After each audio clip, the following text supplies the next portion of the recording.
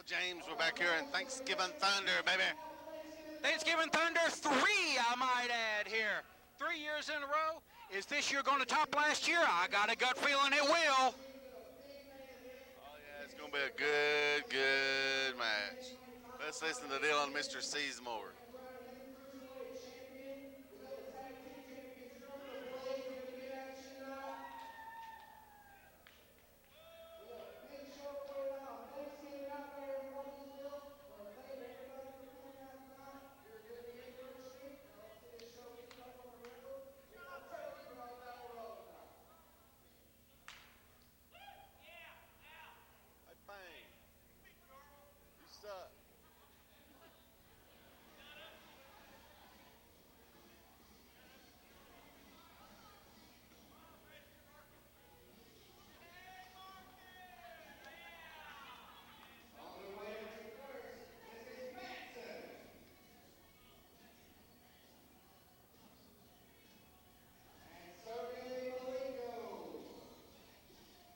James, looks like we're starting off with a battle royal, man.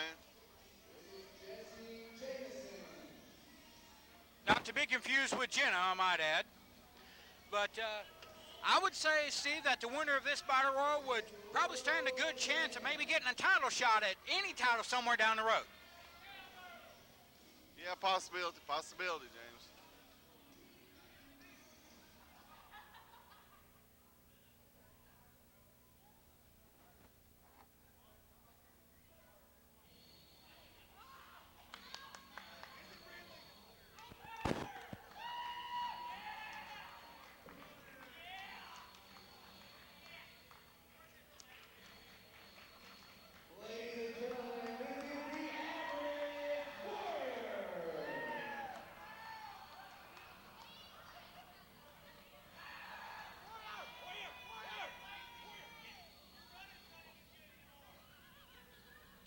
Got a high five, dude.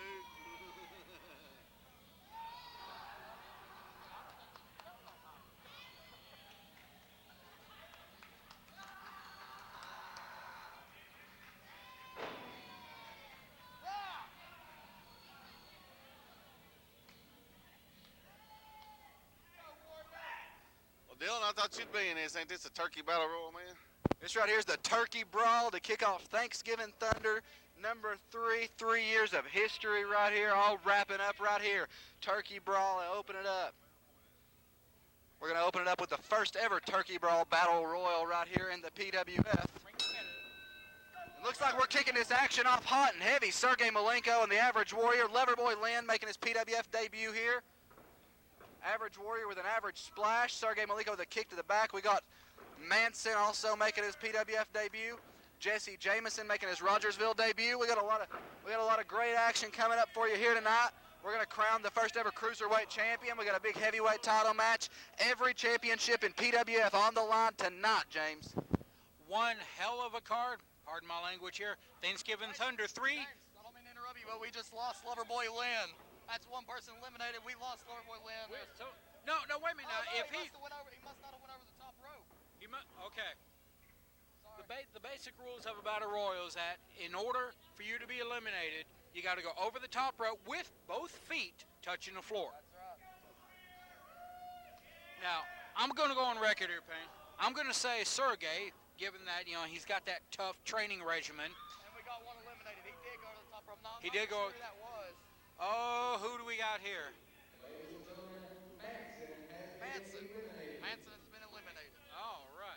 Well, I'm going to go on record. My pick is Sergey, simply because of that hard Russian training he came from. Yeah, that's true. I mean, you got to look. He's my pick, too. Jesse Jameson goes flying over the top rope. Both feet hit the concrete. Wait a minute. He's almost got the... Oh, no. Yeah. You know, I would love to see Average Warrior win this match right here, but I'm saying Sergey Malenko. Oh. Yeah. Well, Dylan, so far we've already had 2 eliminations in very quick fashion here tonight.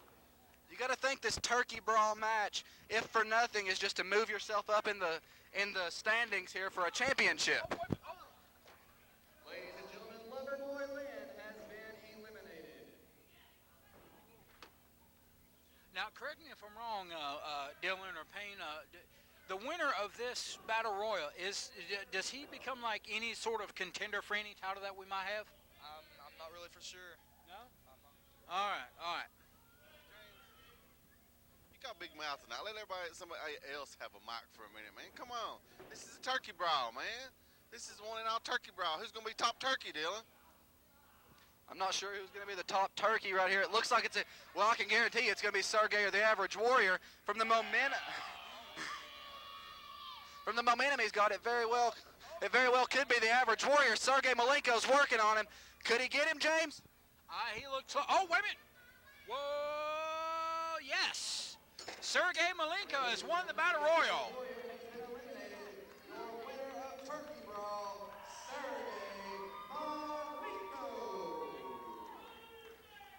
The Russians have won the turkey brawl.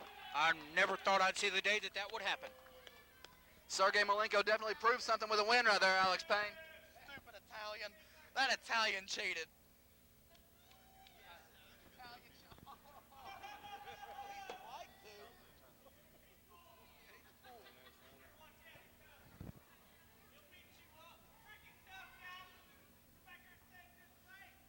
Well, Sergey's the champion of the turkey battle royal.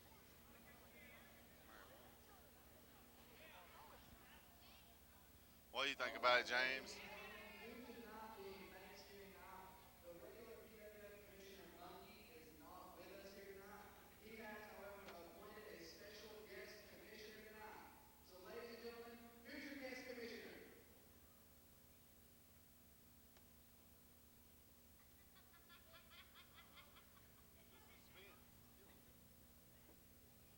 You can cut the suspense with a knife.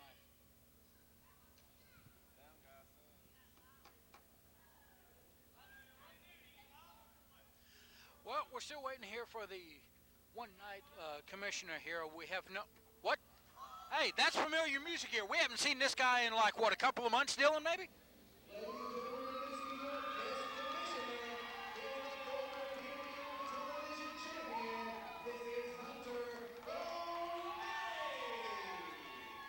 Well, we see Hunter has survived that last hearse match, and that was a very memorable one, Payne. I mean, he's back here tonight, and he is in charge. Yes, it was. Like you said, that was one memorable night. We saw Hunter O'Malley do a diving elbow off the top of a hearse through the table.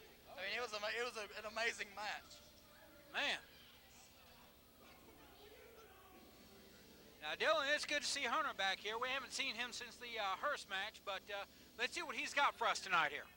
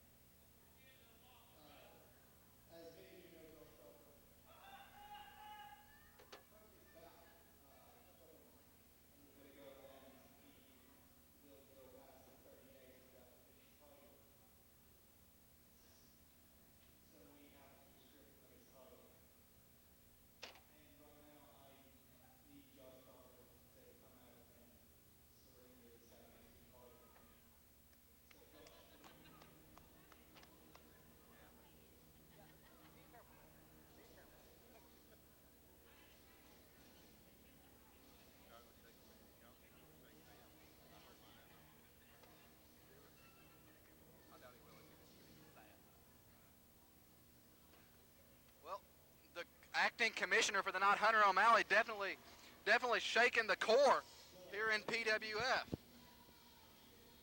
James, look at this. Josh Crawford, the Southeastern champion, going down with a back injury. Well, we don't know the full details about it, but apparently it occurred several weeks ago, and it was so bad that the doctors recommended to him strongly that he does not compete for a while until his back is able to heal itself. Now, that's all I know about it. I don't have any more details than that.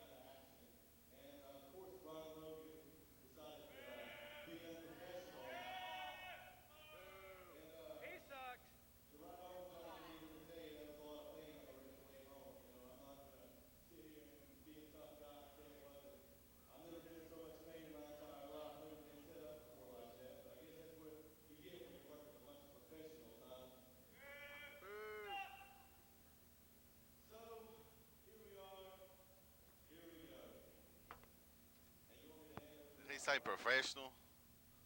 I know some of bitches could be professionals.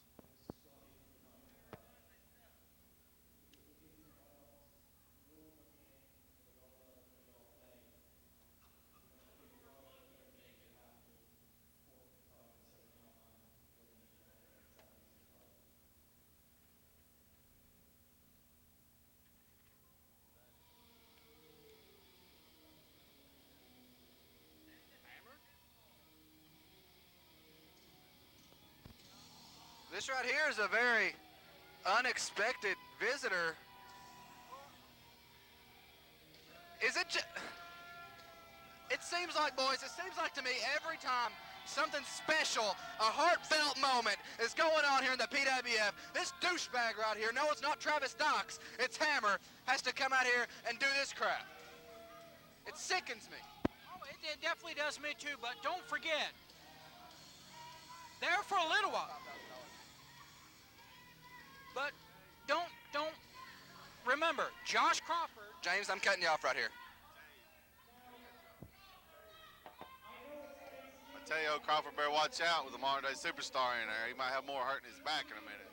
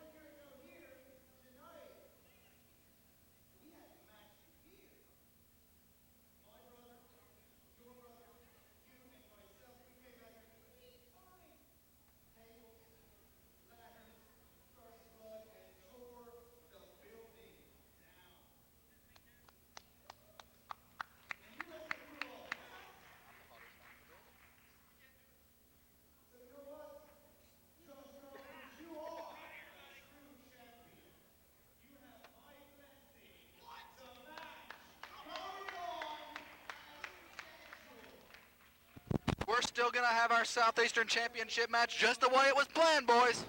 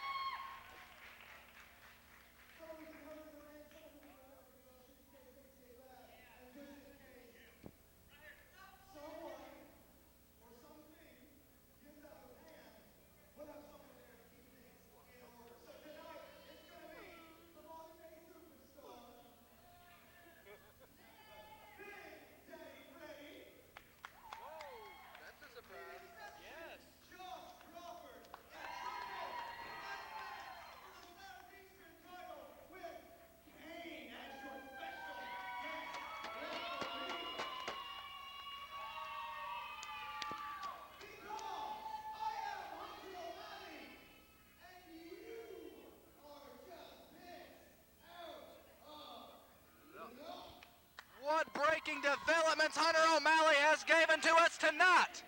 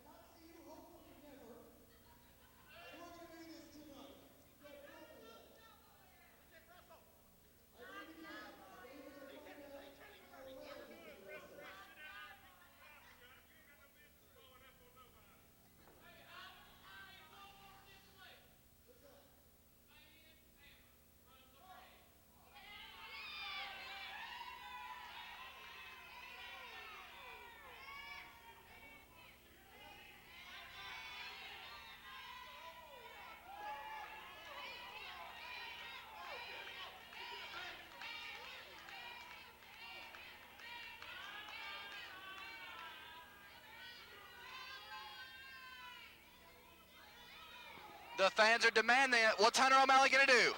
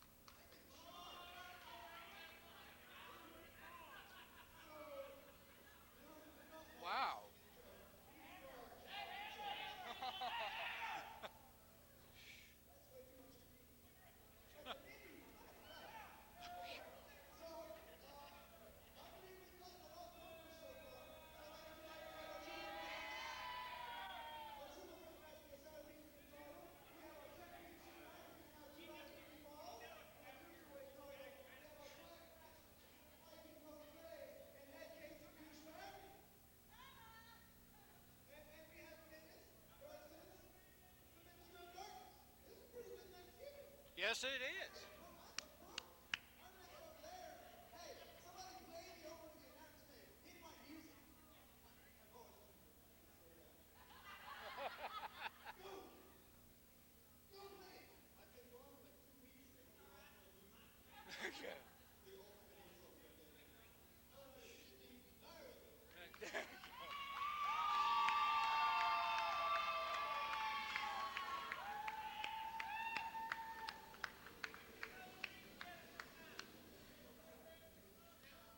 what a surprise here. We got a three-way for the Southeastern title. We got a 2 out of 3 falls for the Cruiserweight. This is shaping up to be really good, Steve.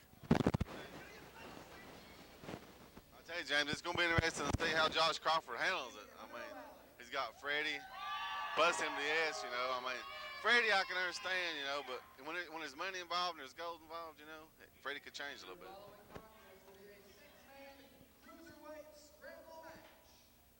All right, and once again, we are joined here. Hunter, man, you've got your hands full tonight as one-time commissioner here. You know, it's nice to be finally in a position where I can do something about all the shenanigans that go on in this company. Far too long I've been put in a place where people can just have their way, do what they please, and not anymore, at least not for the evening. I believe it's going to be a good holiday, and I want the fans to feast on the awesomeness that is PWF. And right now we've got this 6-man scramble match coming up here, which is going to have serious cruiserweight implications, because later tonight we have the cruiserweight title being defended, being crowned, recrowned version 2.0, not V1, V2. So I'm good. I don't need any more food. We've got people passing around food here. It is Thanksgiving. To the ring now we have young David Blaze. I've been in the ring with him before. Someone who has a lot of potential, just needs a lot of guidance, if you will. Well, he has definitely been slowly improving. He has. That's very true. He gave me a little bit of a workout. And right now, of course, we have Hammer coming back out to the ring.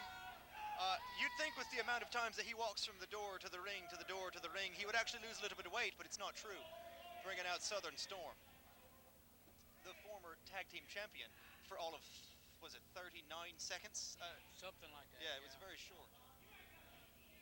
But since you brought up the Cruiserweight title match tonight, 2 out of 3 falls, I have to ask you, who is your pick that you, I mean, who do you think is going to walk out with the title in that one? You know, that's a fantastic question, because you have to look at each superstar for their merits. You know, Johnny Knievel, the fastest rising star in this company. He's won every title. Well, he's yet to win the Southeastern title. He's yet to win the heavyweight title. He took Menace to the extreme, you know. He took him as far as he would go. The Menace headlined 2 finales now.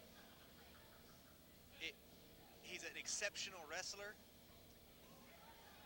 But Jay Shaft always finds a way to get the match won. And with these rules that Monkey has put forth in this cruiserweight division, these rules tend to favor Jay Shaft.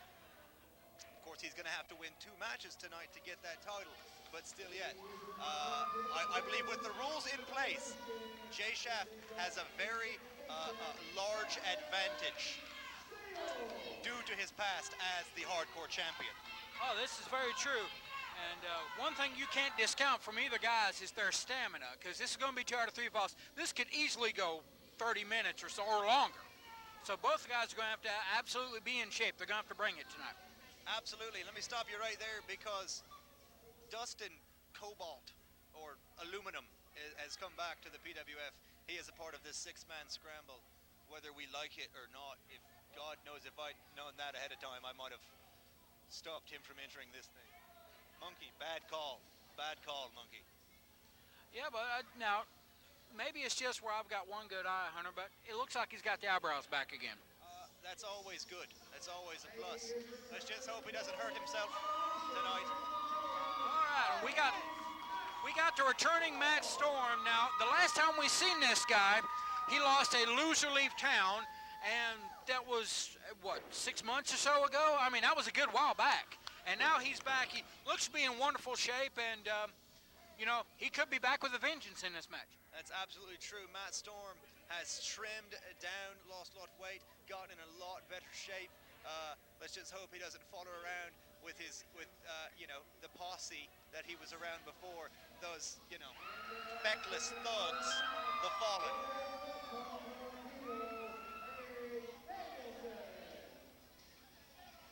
Well, this is definitely going to be a good match, and this will definitely go a long ways, I would say, to crowning a #1 contender for whoever may win that Cruiserweight title tonight.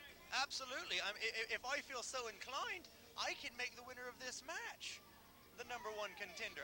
If I feel so inclined, since I am in charge tonight. God, it's great to be the commissioner for a night. They should do this more often. How about you raise my paycheck? Why don't you earn it? Oh, burn! All right, well, we've been joined back here at the commentary by Dylan here. And Dylan, I'm going to turn the microphone over to you here since you are the voice. 6-man Cruiserweight Scramble match going to go on right now. Now remember, fans, we got the special set of rules for the Cruiserweight division. James is, I guess, the man in charge of that one. No countouts in Cruiserweight matches. You get 3 rope breaks per competitor. Once you pass 3, the rope does not matter. And then you get 3 uses of a weapon on the outside of the ring. That's the special Cruiserweight division rules. And also for the Cruiserweight division, we got the Cruiserweight Championship match coming up later tonight. Johnny Knievel and Jay Shaft. Unfortunately, we got to see Hammer again. And this match is kicking off hot and heavy. Dustin Steal taking to the outside of the ring already. Matt Storm getting welcomed back into Pro Wrestling Federation by Southern Storm. Johnny Havoc making his PWF re-debut here tonight in Rogersville, Tennessee. Looks like David Blaze is working on Ace Danielson over here in the corner. Southern Storm has Matt Storm. What are we going to see right here, Hunter O'Malley? It looks like we've got we've got a running STO by the returning Matt Storm. Fantastic. From someone who's been on the receiving end of that before, it's not very, very comfortable. And now Ace Danielson goes for the knee, misses, stuck up on the top rope with Southern Storm and flipped over the top. Now he's down on the floor, which is not a good place to be with Havoc. There's Matt Storm again with a flying, almost missile-like shoulder block. Matt Storm definitely coming back into the PWF the hard way right now. He's showing him what's up. Johnny Havoc right behind him whenever he turns around. Matt Storm's not been in PWF since May 9th of this year when he lost a match to the Minister of Darkness with Hammer at ringside during that match. What's going to happen right here? Johnny Havoc now works on Matt Storm, trying to welcome him back. Johnny Havoc in this match has something to prove. Johnny Havoc's been loosely associated lately with the Russian crime syndicate. He's trying to prove right here that he can go in the ring as well. What are we going to see? Dustin Steal gets up on the top rope over here. What's he going to do? I don't know. Crossbody off the top by Dustin Steal. Indie sensation. Two count only. Johnny Havoc kicks out, Steve. I tell you, this is interesting to see. Got 2 storms in there. When they collide, it's going to be interesting what happens. Looks strength to Johnny Havoc. I mean the darkness of it, man. I mean, you got to slightly give him the edge in this right here, Dylan. Not many people in this match know that much about Johnny Havoc, so he would be very much considered to get the edge in this match. But also, Matt Storm, he's not been in PWF for quite some time. Looks like he may have had something to do with the military here. Now, Lord knows how all the training he could have got while he was gone. You think he might have a little ring rest, though, him or Dustin Steele? It's been a while since Dustin's been in here. It's been a while since Johnny Havoc's been in a ring. This match right here is going to have a lot to prove towards somebody. Southern Storm, boot to the midsection of Dustin Steele. What are we going to see here? Shoots Steele off the other direction. Dustin Steele, tilt-a-whirl head scissors, takes him down, Hunter O'Malley. That's right. Dustin Steele's looking like he's got a lot of energy. I mean, I've been in the ring with Dustin Steele. Dustin Steele and Anthony Arcane, of course, beat Casey and I for the tag titles. So you know, he can be a fierce competitor if he can just keep his head in the game. Right now, he goes for the cover and not fall down. He only gets a 2 count there on Southern Storm. We've got a couple of tag team champions here in the ring. Southern Storm, of course, Dustin Steele, and of course Matt Storm, a former tag team champion. Now David Blaze in. David Blaze got something to prove here in this match. David Blaze is kind of the overlooked superstar in this match, so to speak. A lot of people are going to overlook David Blaze in this match. This could be an advantage for him, so to speak. I mean, I've said it before, David Blaze is a young competitor with a lot of potential. I've been in the ring with him before. He just, oh Lord, with a nice boot to the face there. And a bulldog by Dustin Steele. I feel that David Blaze could have a lot of potential if just given the right amount of guidance. There he kicks out after a vicious bulldog from Steele, showing the will to want to compete.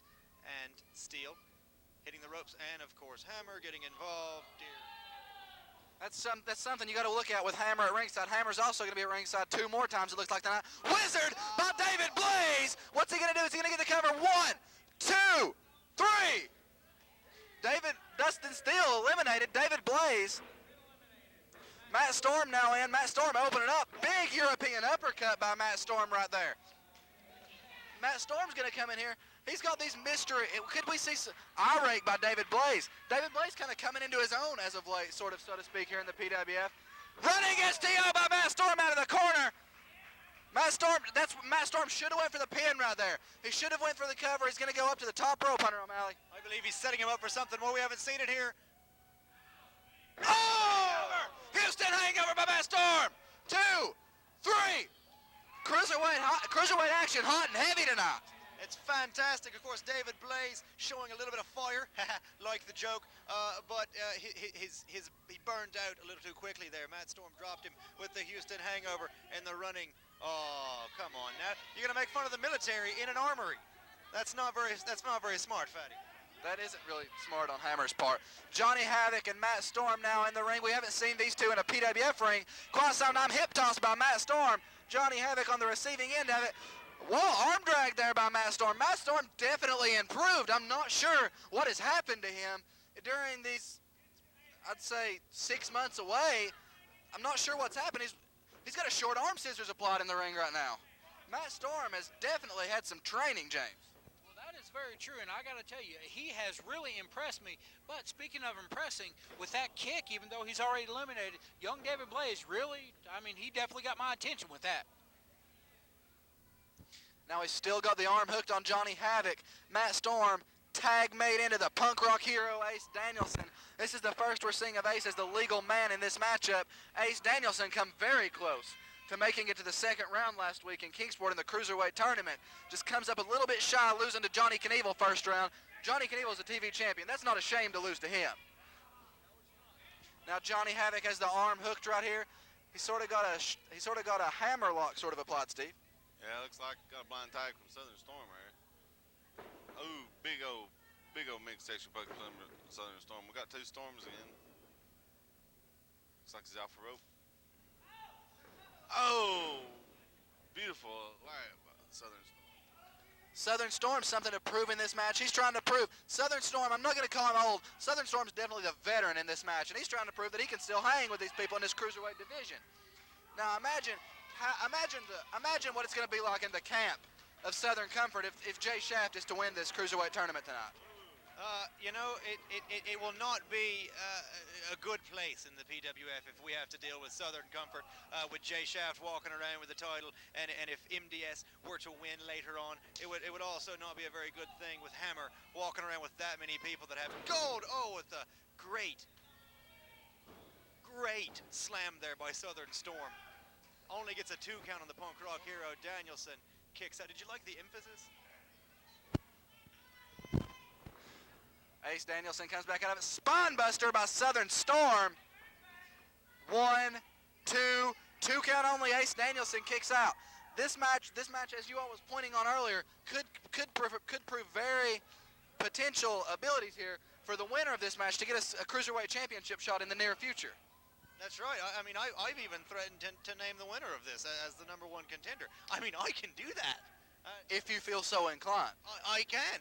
Technically, I could fire James. I could. This is true. I could fire you, Dylan. It probably, well, you know, it's all relative, really. Depends on who you ask. But some nice vicious chops by Havoc here on the punk rock hero, Ace Danielson. I just like saying. Havoc wreaking some havoc right there with those chops. Snapmare out of the corner. Snapmare out of the corner as the rear chin lock applied on Ace Danielson. Yeah, Havoc's applying pressure real good right there. The ref's checking Ace if he wants to tap out or give out. He says no.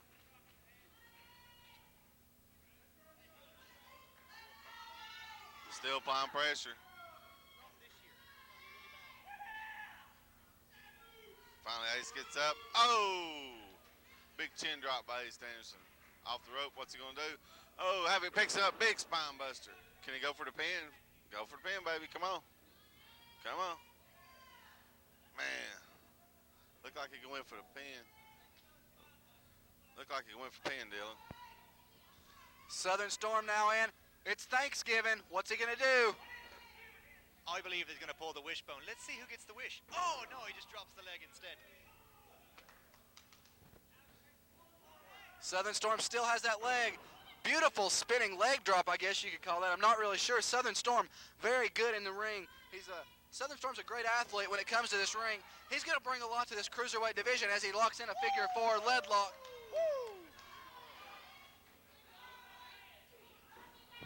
Matt Storm now comes in, stops this. It looks like Southern Storm's still got it locked on, though.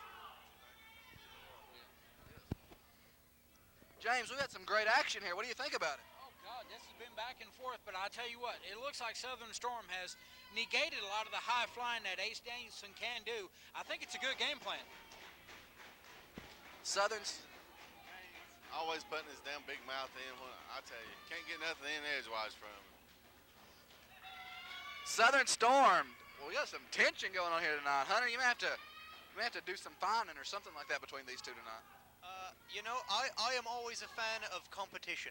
You know, always a fan of good, wholesome competition. Tonight's going to be an interesting night with the former TV champion out here. Former two-time TV champion. I stand corrected.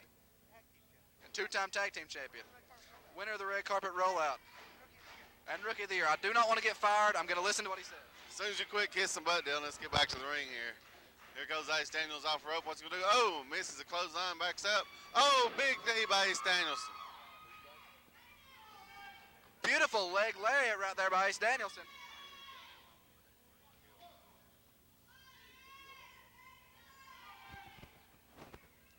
We got both men down. Ace Danielson getting this crowd into it. This cruiserweight division right here is definitely coming out here with something to prove. I don't know what's got under these guys, but Matt Storm tagged in, House of Fire, sort of. Matt Storm comes in, unloads. Johnny Havoc gonna come in. What's Johnny Havoc gonna do? Johnny Havoc, not the legal man. The referee gonna go check him. Oh, power slam out of nowhere, dead weight. That had to hurt. Not a good way to spend Thanksgiving night for Southern Storm. Matt Storm definitely come in with something to prove. Big splash by Matt Storm in the corner. Southern Storm just falls down. What are we going to see here? Is he going to go for the pin? One. Johnny Havoc in, breaks up the pinfall.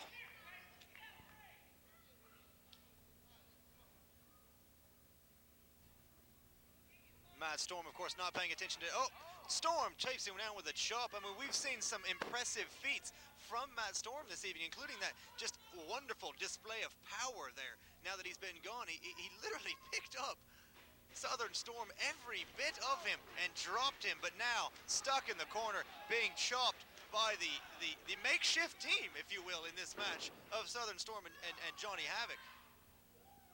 These six-man scramble matches are every man for themselves, but just like in anything, you're going to see some alliances formed. Sharpshooter in the middle of the ring. Is Matt Storm going to tap? Is he going to be able to hold on? Hammer is going crazy on the outside. Look, Hammer is assisting Johnny Havoc now. He's congratulating him, Dylan, on a job well done. What are you talking about? Matt Storm in pain, in agony. Can he make it to the ropes? Matt Storm makes it to the ropes. Matt Storm got to the ropes. One rope break for Matt Storm.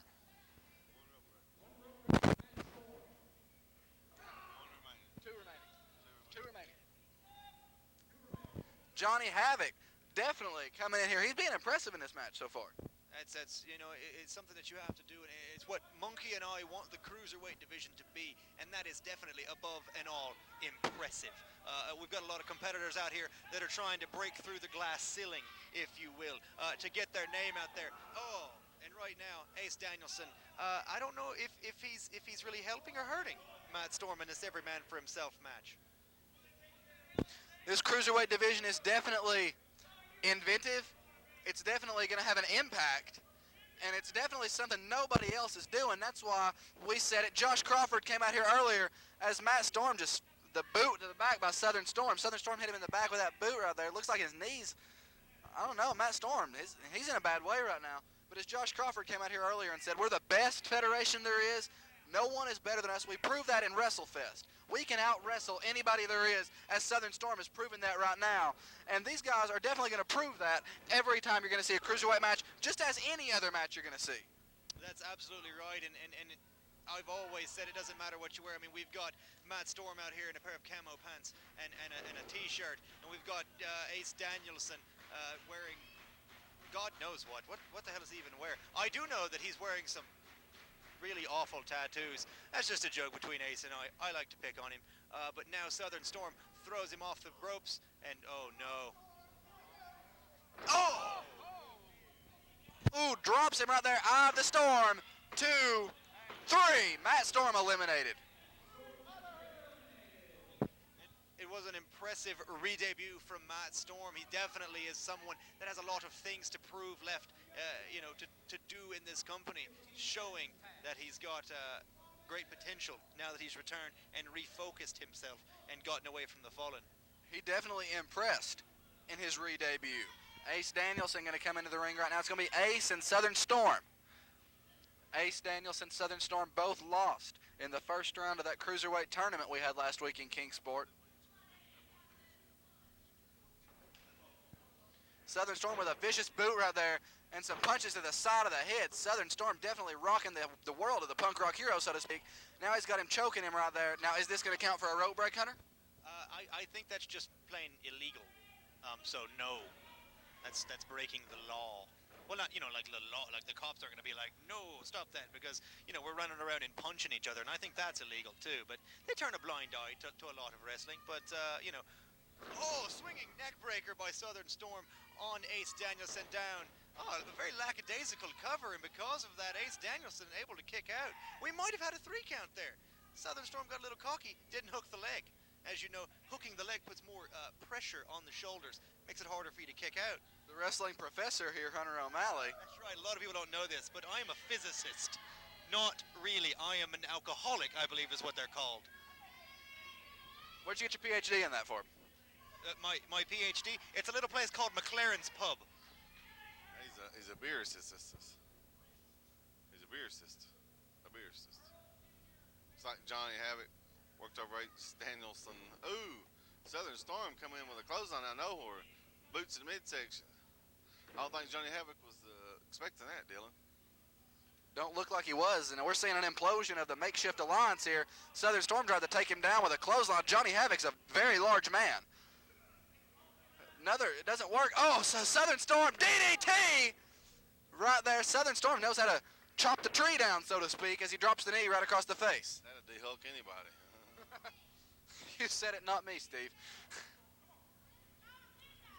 We're still down to these final 3 men in this match. Very impressive match so far. That is absolutely correct. I mean, the Cruiserweight title is something that we want to turn heads. And now with the roll-up 1, 2, and 3, Ace Danielson has eliminated Johnny Havoc. And now it's down to the final 2. Ace Danielson and Southern Storm are the only 2 remaining. This is fantastic. Ace in the hole! He hit him with an ace in the hole DDT. 1, 2, 3.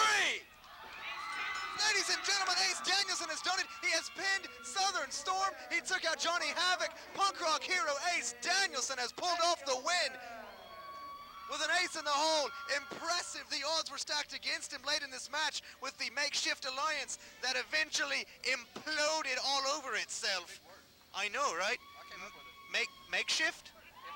Implode. Yeah, I don't believe you came up with the word implode. I said it first.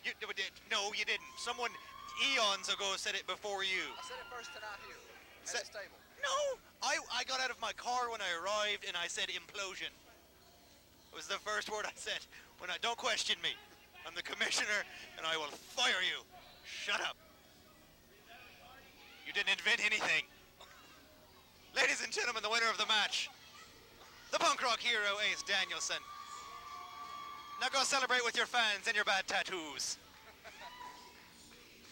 Very impressive match. Very impressive win for the punk rock hero. Definitely moving himself up in the rankings of the Cruiserweight division.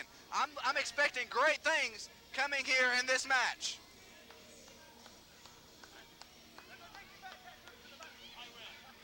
I'm expecting great things out of this division. They all prove something tonight. They all prove that they got what it takes to get it done in the ring. We're going to move on with some tag team action right now. It's going to be the Hoggs and the Deathriders coming out here. It's going to be a great renewal of a rivalry. Hunter O'Malley. 2 very tough teams. I've been in the ring with both of them. I did not enjoy my life in the ring with them, and I did not enjoy the next few days after those matches with them. Defeated both teams. which was remarkable. I didn't really expect to be fair. I don't really expect to beat anybody. I just kind of go do my thing, and then what happens, happens, and more often than not, that's a win.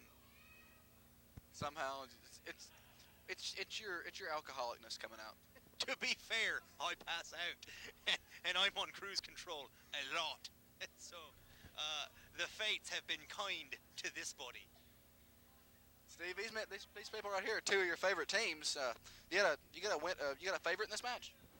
Oh, man, I tell you, it's gonna be rough, but I'm gonna go with Deathriders. Ladies and gentlemen, your following contest is scheduled for one fall, and it will be tag team action. Deathriders. I go for Deathriders. It's hard. I like both teams. They're good teams. It's gonna be hard to choose. But you gotta admit, the Hoggs have damn good music.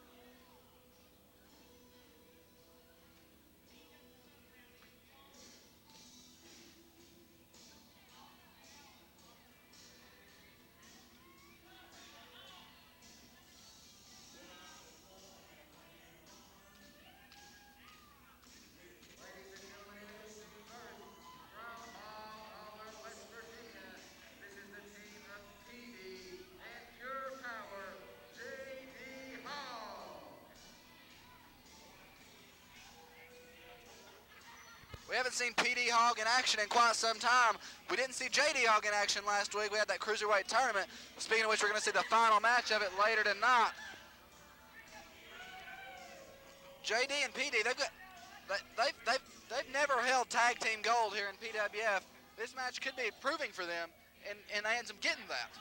Oh yeah, man, you never know.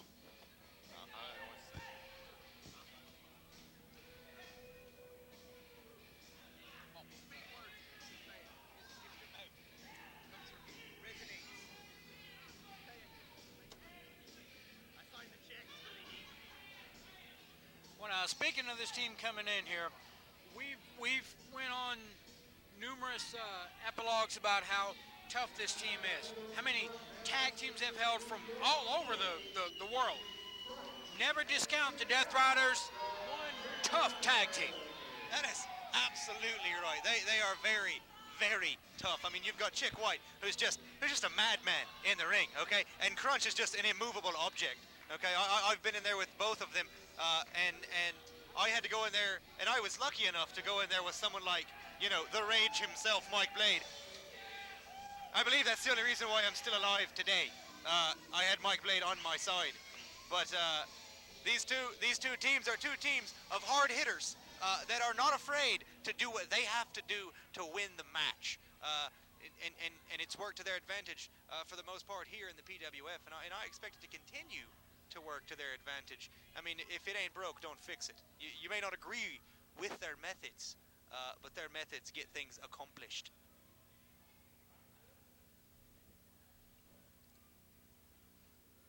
And just like we were saying earlier, what you were saying earlier, more often than not, it's a win for the Deathriders. Two-time PWF Tag Team Champions in the past as well.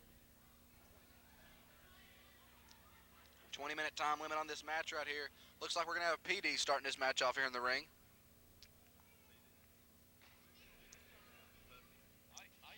I don't think that's smart. I believe we should put big on big, but if really we're gonna start with Weehog and Crunch, because that's terrifying for Weehog. Okay, we're going with Chick. Are we? No, wait, I'm confused. There we go. Chick and Weehog. I like calling him Weehog. Is that a problem for anybody? I think I'm good with it. All right, good. So is that his new name for the night? You know, we're not gonna throw a fine on that, like with douchebag, but we're gonna call him Weehog. Well, Chick White slamming Weehog down to the mat. You learn quickly. You learn quickly. I like that. High five. Chick White, he always seems to find himself in that little eternal argument with the referee over hair pulling.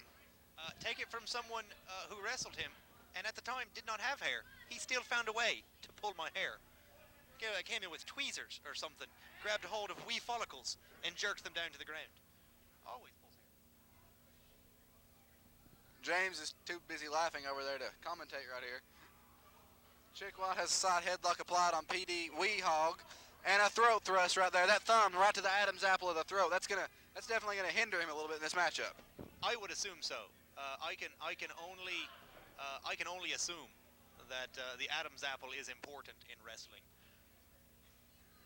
All too often, I have heard of champions having to end their careers due to Adam's apple injuries. A lot of people don't know this, but Josh Crawford almost had to give up his title, not because of a back injury, but because of his Adam's apple. Dude, look like Chris got the headlock applied tightly. PD threw him off rope. Oh, big shoulder block. I'll tell you, that's like hitting a Mack truck right there, buddy. Man. It's like Crunch got him in a leg lock. Ref asked him to give up. Nope. Count 3. Ref needs count 3. Come on, ref.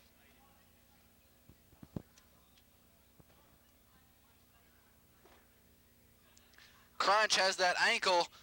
I'm not sure if he's got an ankle or a leg vine, or I'm not sure what that is, Hunter O'Malley, but it looks effective. One thing I do know, it's not the Adam's apple, so Weehawk is okay. Right now, okay, maybe he's not okay. Crunch is just picking him up and dropping him repeatedly. It's not very good. Now we've got a switcheroo there. Oh, and young Marcus thinks there was a tag. You see this every night, and it's so effective. Ducks the clothesline. Oh, delivers a clothesline of his own. Chick goes down. Oh, delivering the punches. Going for the count 1, 2, and that's a kick out there. You got to hook the leg, Weehawk. James, what do you think about this tag team action? You're not laughing anymore, so can you give us insight? I'm just taking in the match so far, and I got to tell you, I'm a little concerned as to why JD Hogg is not in there trying to help Weehawk, as you called him. And but they have Chick in the corner, and now if they're smart, they will just. Okay, now see, JD being the veteran of the team, he's staying on top of Chick there. This is what you got to do with the Deathriders. Ask and you shall receive. Now we have Pure Power in the ring, as you will, beating up Chick. And now Crunch is upset because there was no tag, when only moments before there was no tag when Chick got into the ring. Now he's being stretched out. That's also very bad for the shoulders. It's very bad on your back and in the pectoral region. Oh, free water. Ah, thank you. This job is awesome. We get it every show. Mexican surfboard move there applied by JD Hogg. It's a Mexican surfboard move. Okay. This table, there will be no racism at this table. I didn't say there was a thing wrong with Mexicans. I believe the term is Latin American surfboard applied. Latin American surfboard applied. Now it's just a nerve hold. Nerve hold right now applied, and tag made into PD Hogg. Now PD's got that nerve hold, shades of Baron von Raschke. Raschke. A rash is what you have when you forget to change your diaper. I don't need to hear about your rashes. That's not conversation that we need to have here at the announce table. Okay, this could be streaming out all over. www.pwftn.tk. www.pwftn.tk. Cheap plug. And I don't believe that the internet community, as it were, would need to hear about your rash locations. And on that note, let's talk about the match. We've got some double team action by the Deathriders. Double back elbow taken down Weehawk. Not in a good place for him right now. And the choke. Come on now, ref. You got to stop that. That's illegal. It's very illegal. Go on. One count applied. PD Hogg kicks out. Crunch, he can't wrestle a match for having to get into it with the fans. Now he's just got that, he's sticking that elbow right there into the forehead, the eye area of Weehawk, so-called. JD distracting the referee? I believe so. JD distracted. PD leapfrogs, flying crossbody. He hit him with the leap pig, and then a flying crossbody. It was fantastic. He was like a strip of bacon flying through the air. It was fantastic. And now Pure Power working over Crunch in the corner. Uh-oh. Oh! A running bulldog just throws Crunch's head into the ground, rolls him over. Oh, turnabout's fair play. Now he's got the choke on Crunch. This is a Who said pigs couldn't fly? This right here is actually, this is one of the better matches I've seen between these men in the ring as of late. He's got him by the goatee. Yes, JD, he has a beard.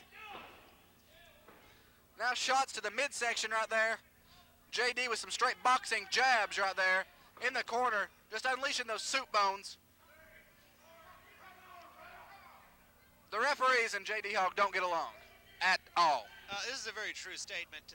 Because JD is a large man, he easily intimidates the referees. You know, so it's called a bully, I believe, is the word that they use. However, over in my part of the world, bully is a word for like good, like bully good, like yeah. You're learning things tonight. Don't judge me with your eyes still in Sizemore. I'm trying to be here to educate you as Crunch delivers a clothesline to Weehawk and makes the tag to Chick White. A bully good clothesline. See, it's your word of the day, not implosion. An implosion is happening right now on PD Hogg's knee. Now see, that one doesn't even work, all right? You're just using the word. Like I can use word. Like, watch this. Oh, Chick delivering an onomatopoeia. Oh, look, it's a big word. It doesn't work. It's not the proper word because he's, you know, applying a heel hold to him. It's not an onomatopoeia. Do you even know what that word means? I believe an onomatopoeia is a word that is a sound like boom or buzz. That's an onomatopoeia. I am like Webster's dictionary tonight. I thought I want to be means you gotta go to the bathroom. DDT there by Crunch. 1, 2, 3. Very decisive victory right there, Hunter O'Malley. Trust me, from someone who has been on the receiving end of that little that combination there that the Deathriders deliver at the end of a lot of their matches, it's not a fun place to be in. Of course, Pure Power did not want to get into the ring, and now we have an implosion. An implosion with quagmire proportions.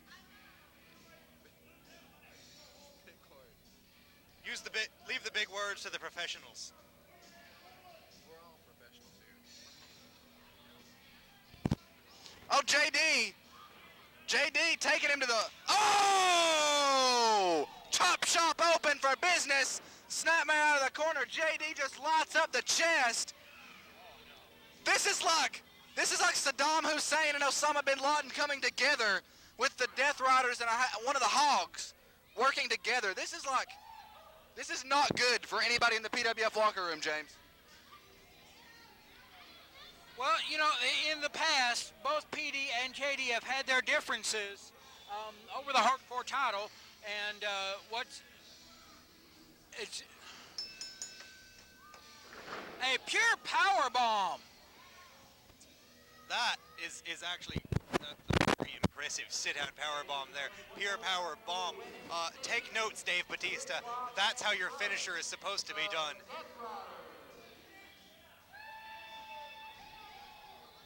Shove Marcus around. Crunch is giving directions here to Pure Power. He's going for another one. I feel kind of bad about this, but you know, I've been in the ring with both of them, and I really don't have a hard time feeling bad for either the Hoggs or the Deathriders.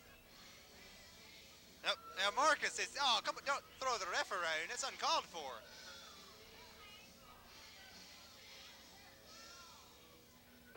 Power slam by JD Hogg. Leg drop. I can't understand you. JD Hogg just decimating PD Hogg. We need some help out here. There comes referee Rain Rodriguez and the senior official Donnie. I think PD Hogg is dead. No, he's moving. He's got movement below the waist.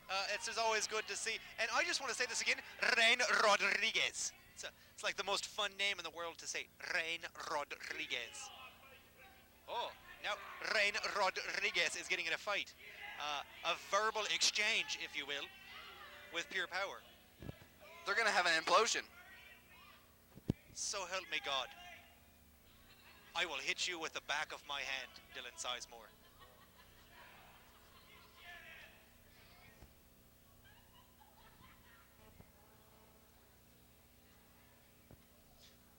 Back of the hand. We're fixing to get some cruiserweight action going on here. Fantastic. I am so excited about this. This is one of the matches, of course, that I made a stipulation for this evening. This is our Cruiserweight Championship match, the rebirth, if you will, of the Cruiserweight title. We have Johnny Knievel against Jay Shaft in a 2 out of 3 falls matchup. That was my idea. I am pretty awesome. What can I say? I've got great ideas, like a gun that shoots peanut butter and jelly at the same time. That's a good idea, right? I think it is. I'm going to send that to the patent office. But right now, let's get this match underway. Good God.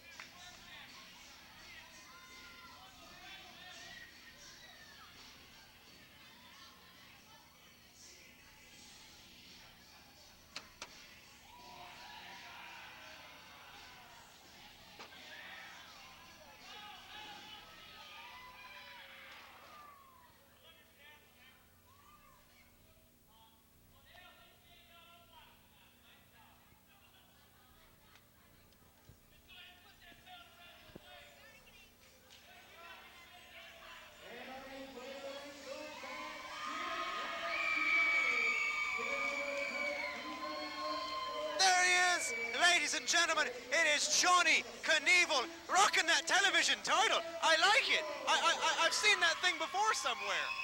Yes, you have. I believe it was around my waist a couple times, but now it's around a great champion's waist in Johnny Knievel, running around as the television champion. Can he strike gold twice here tonight with the television title and the cruiserweight title? What do you think here, James? I think it's definitely a possibility, but, you know, Jay's going to put up quite the fight, and I'm going to go on record, my prediction, 2 out of 3 falls, Jay takes it 2 straight. There it is, ladies and gentlemen, James Buchanan.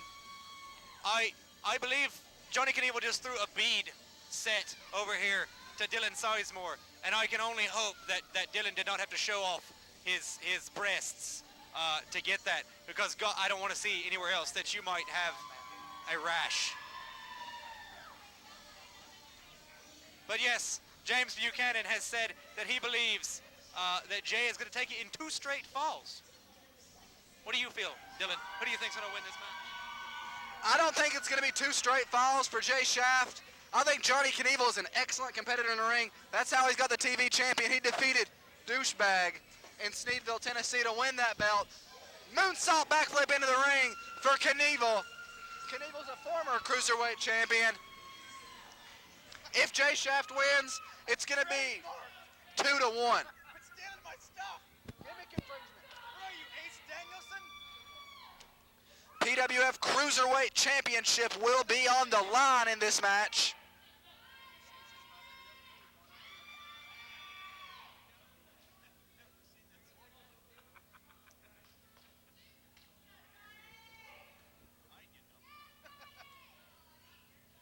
Don't tire yourself out there, Hammer. That's some cardio.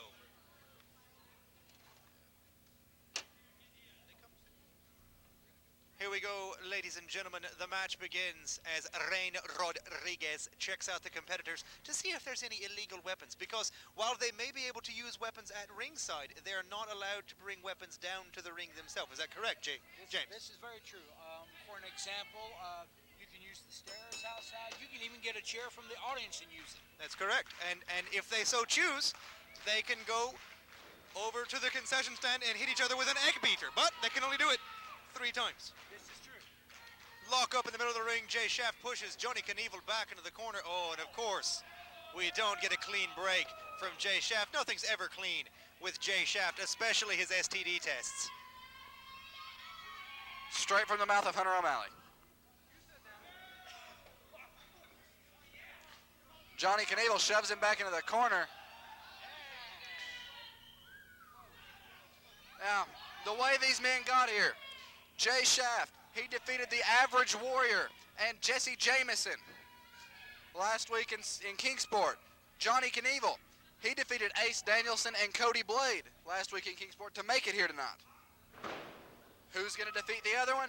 We don't know yet. Arm drag by Johnny Knievel. Jay Shaft to the outside, no countouts in Cruiserweight Division matches. The Cruiserweight Division rules, no countouts. 3 uses of a weapon are permitted. 3 rope breaks are permitted. 2 out of 3 falls match. Jay Shaft and the world's greatest manager are going to go for a strategy session, Steve. I'll tell you, there's no timeouts, but Jay's wisely using the out of ring count. Shows you what kind of veteran he's becoming, Dylan. Jay Shaft is vastly improving in the ring. The tutelage of Hammer and the modern day superstar, that's only going to bring him up a little bit more. Collar and elbow top in the middle of the ring. We're going to see some great wrestling action right here. One of these two men is going to get got. Get got. They both said it. Back of the hand. Johnny Knievel has that arm. He's torquing the arm with that wrist. Jay Shaft flips out of it. Kip up by Jay Shaft. He has that arm hammerlock applied now by Jay Shaft to the television champion. TV title not on the line in this match. Johnny Knievel walking out with a belt regardless. Interesting story about Johnny Knievel, the TV title and the Cruiserweight title. Johnny Knievel is actually the reason we don't have a Cruiserweight title. It was the reason why we lost the Cruiserweight title. July 11th, 2008 at the Kingsport VFW, Johnny Knievel, then Cruiserweight champion, went up in a ladder match against then television champion Derek Billings or something like that. In a ladder match, Derek Billings won the match. Derek Billings is not a Cruiserweight by any means. The Cruiserweight Championship was retired. That is absolutely right. It was a very hard fought ladder match. It was fun. Was that the ladder match? That was the ladder match, the last match at the VFW. It was. That was fantastic. I was there that night, but I don't remember a lot as the VFW had a bar inside the venue. Which Johnny Knievel has jumped off the top of. And I have sat at and drank lots of alcohol there with a side kick and a standing moonsault onto Jay Shaft and a 3 count. 1, just like that. Johnny Knievel has won the first fall, and now he only needs 1 more, and he is your new 30-second rest period. 30-second rest period. He is your new Cruiserweight champion with 1 more. Of course, now after the first fall, we have a 30-second rest period as our makeshift ring announcer, James Buchanan, has just told the fans here, 30 seconds. So Jay can recoup, get a little bit of drink, and be rubbed down by the world's fattest manager, Hammer. What they do in their spare time is what they do in their spare time. If they want to rub each other down, let them. That is awful.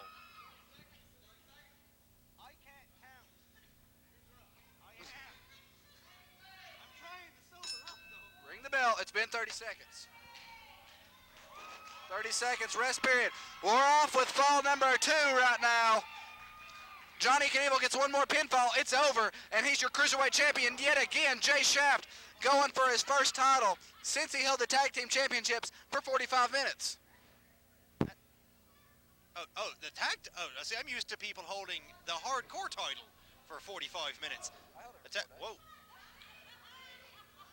Headlock takeover by Jay Shaft. Look at that. Jay Shaft impressing me in this match with his wrestling skills. He may be down 1 fall to 0. That's the British word for 0, nil. Just so they use it a lot in soccer, which it's not. It is not.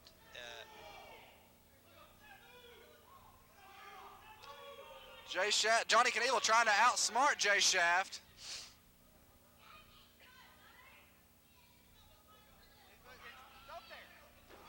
Oh!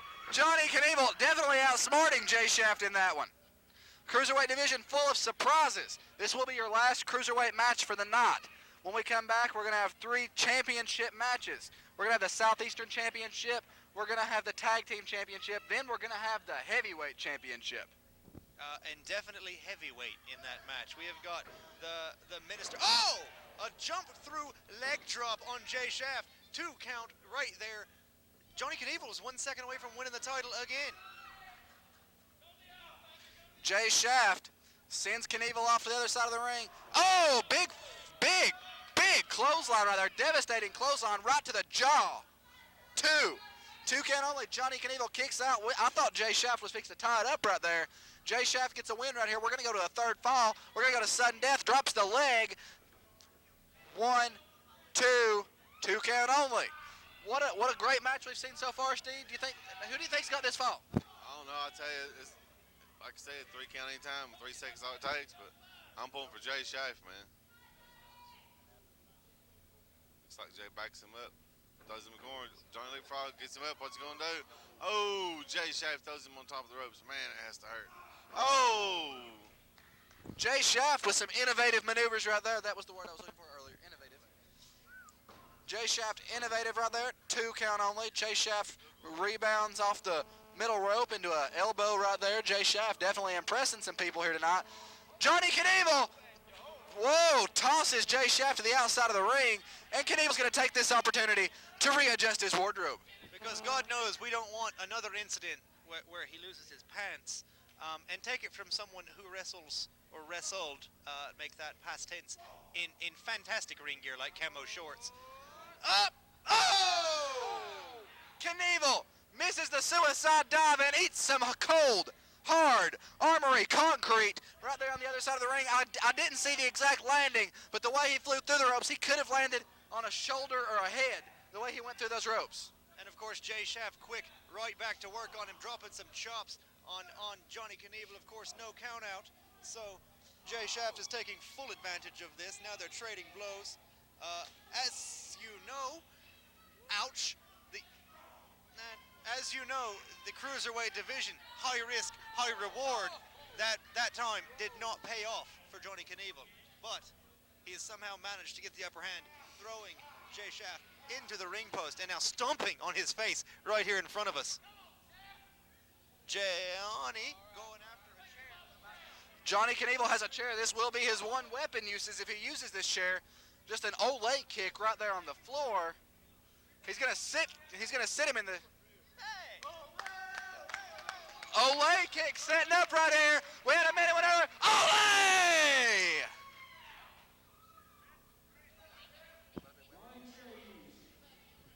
Johnny Knievel used one of his 3 allotted weapon usages.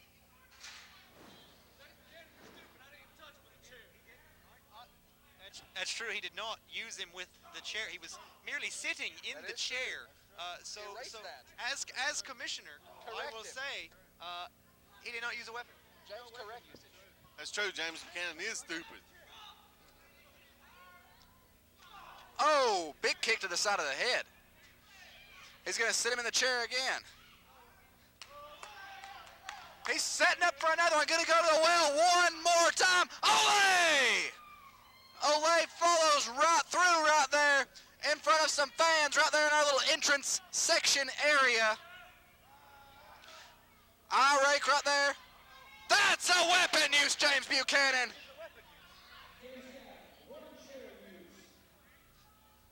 James, correct yourself on JK's weapon use. Correct it. Go back and correct it. Elbow drop over the chair. Not really. No. Not really as effective as a top rope elbow drop or even a middle rope elbow drop, but in essence of douchebag. Oh, that would count as a weapon usage right there.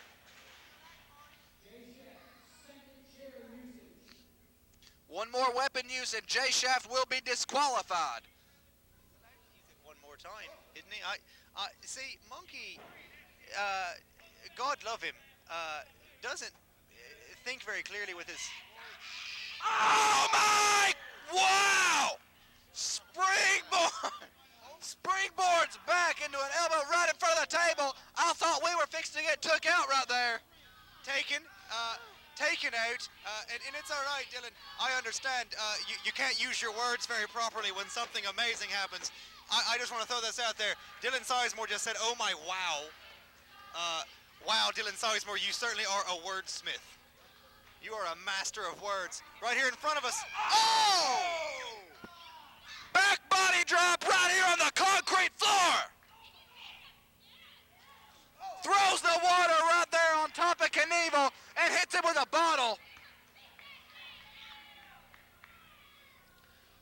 been an excellent match, a hard-fought match. Cruiserweight Championship is on the line.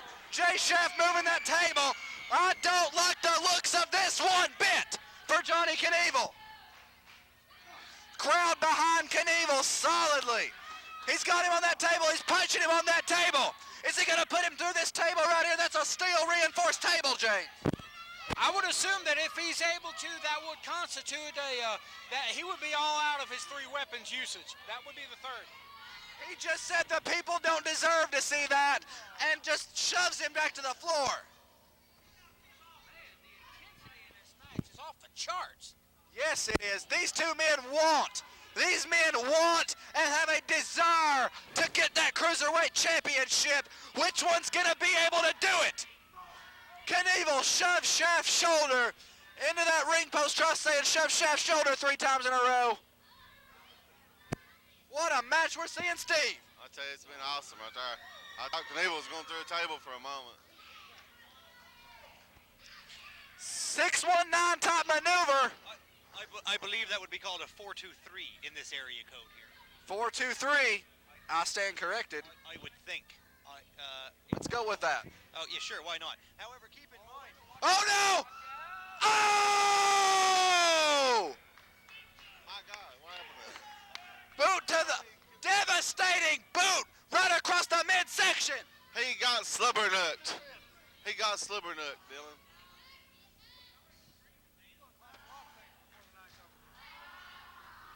I don't know. He's trying to take that mask off. These fans are solidly behind Knievel.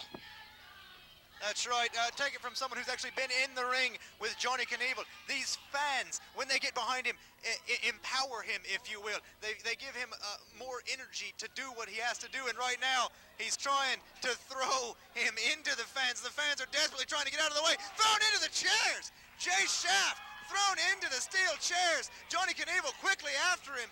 That's right. The intensity in this match, as Dylan has stated, the intensity. That's right, this is the PWF. You will only be able to see that intensity here. Top rope springboard dive into the crowd. Johnny Knievel takes down Jay Shaft. It is all about the PWF Cruiserweight title here in this match. Johnny Knievel up 1-0, taking on Jay Shaft. What a match we are seeing. Rogersville, I told him I was going to make history tonight, and I swear we're making it right now. These two men are laying it all on the line. Their bodies, their careers, their physical well-being. We may see another superstar injured. We may not just have Payne and Crawford on the injured list. We may add one of these two men to it. Knievel going to pull him in. What are we going to see here? Spinning neck breaker off the second rope by Johnny Knievel. Somebody is going to the hospital. I believe it's going to be Dylan if he screams anymore. That's 2, and oh! James, he kicks out!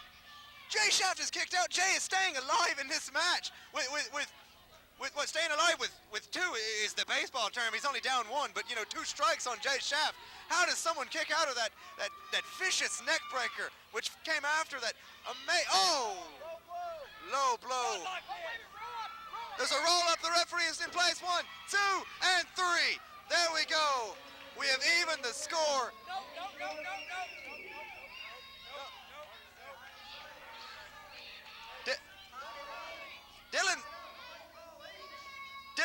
Dylan's a moron. Dylan,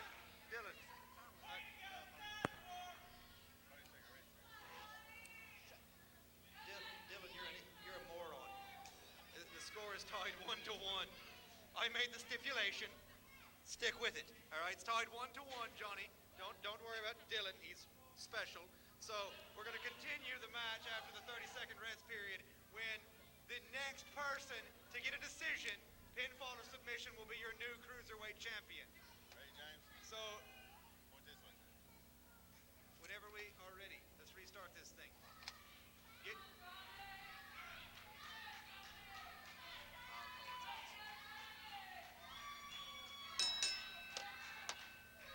I'm sorry, fans. I apologize. This action so hot and heavy right here. Jay Johnny Knievel just takes Jay Shaft out with a clothesline. Hot and heavy action. We haven't seen action like this. I'm sorry, I got a little caught up. Johnny Knievel, don't take your eye off the ball. Knievel's taking his eye off the ball and chasing after Hammer. Not a smart thing. Jay Shaft boot to the side of the head, Hunter O'Malley. Well, you know, it's true what they say. While not fast at first, when elephants get moving, they can actually go pretty fast. I have never seen something that big go that fast in my life other than on the Animal Planet. I seen Lois chasing around and he was going pretty fast. It's quite remarkable, but right now in the ring we have got Jay Shaft working over Johnny Knievel's knees, and that will be something that would ground a cruiserweight, making their knees almost ineffective. Johnny Knievel relies on his high-flying maneuvers so much. And now a boot to the face. Johnny Knievel is just a rag doll as Jay Shaft has found a way to tie this contest up. And now Johnny Knievel is just at main event monies. Oh! Johnny Knievel able to reverse it with a boot to the face off the second rope. Spinning European uppercut drops Jay Shaft. Go for the pin.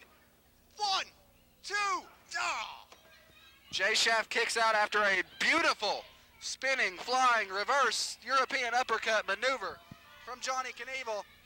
Just drops the knee right there. What a match we're seeing. The adrenaline, I've never seen the adrenaline like this in the Rogersville Armory in my life.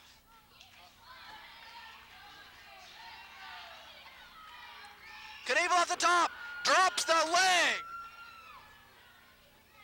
1, 2, Knievel dropped the leg off the top, mimicking a Shaft's finishing maneuver, Washington Monument. European uppercut. Oh, backbreaker, what a backbreaker of epic proportions. Shaft, Shaft with a rope break.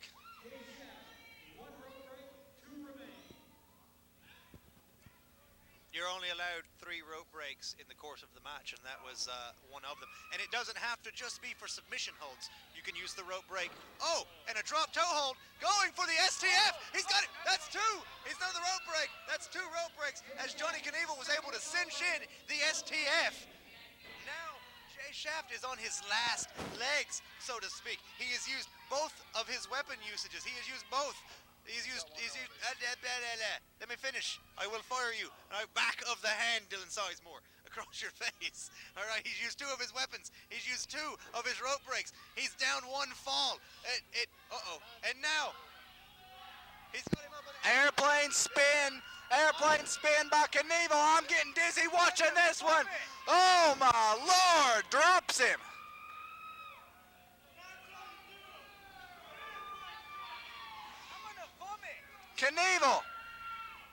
Knievel, Sam, that's how you do an airplane spin. Hunter O'Malley after a night out right there, both these men. You know, to be fair, a night out, a night in, a day out, A morning, all morning. a dusk in, twilight out. Oh! Knievel misses the frog splash. And now this match, of course, no time limit, but these fans have now are aware that nearly a quarter of an hour has gone by in this matchup. Both of the, So help me God, I will smack you. I've got like crazy vocabulary. I know how to tell time, Dylan Sizemore. A quarter, yeah, in money is a fourth. Yeah, it's 25. In time, it's 15. So help me God. I'm drunk and I know this. Dear Lord, what do they teach you? In you know what? We're gonna have school. Double clothesline, both men taken down. This match is insane. Both competitors going crazy, flying into the crowd. There's water, there's tables, there's chair usage. James is miscalling things. Dylan's miscalling things. He thinks 25 minutes is a quarter of an hour. He thinks the match was over after Jay Shaft gets 1 finish. And now we've got pins going back and forth. Rain Rodriguez hops over him. It's hopscotch jumping back and forth over these things. It's not a Mexican bean, Dylan. It's a Latin American bean. We've already gone over this. There will be no racism at this table. what I am here. And now he's got him in a reverse chin lock, slowing the action down because I'm not Irish. I'm drunken American. Hunter O'Malley going into a near conniption fit over here.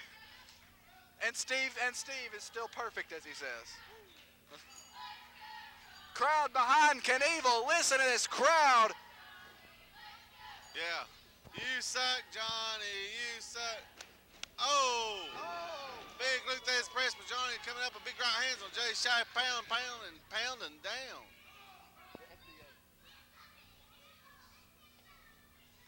Oh, beautiful back spinning wheel kick right there by Knievel. He's going for the kill shot. He calls for the swanton, that kill shot coming in from Knievel. Will he put the match away? Sudden death right here. Next fall wins. He misses it.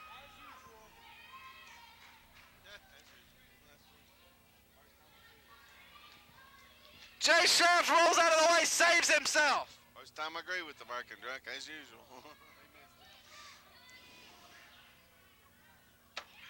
Jay Shaft going up to the top rope. Are we going to see a Washington Monument? Will the match be over? He misses it! What a match! Match of the year candidate right here. I agree with you there, Dylan. That match of the year, I agree with you there. It's the best match I've seen in a while.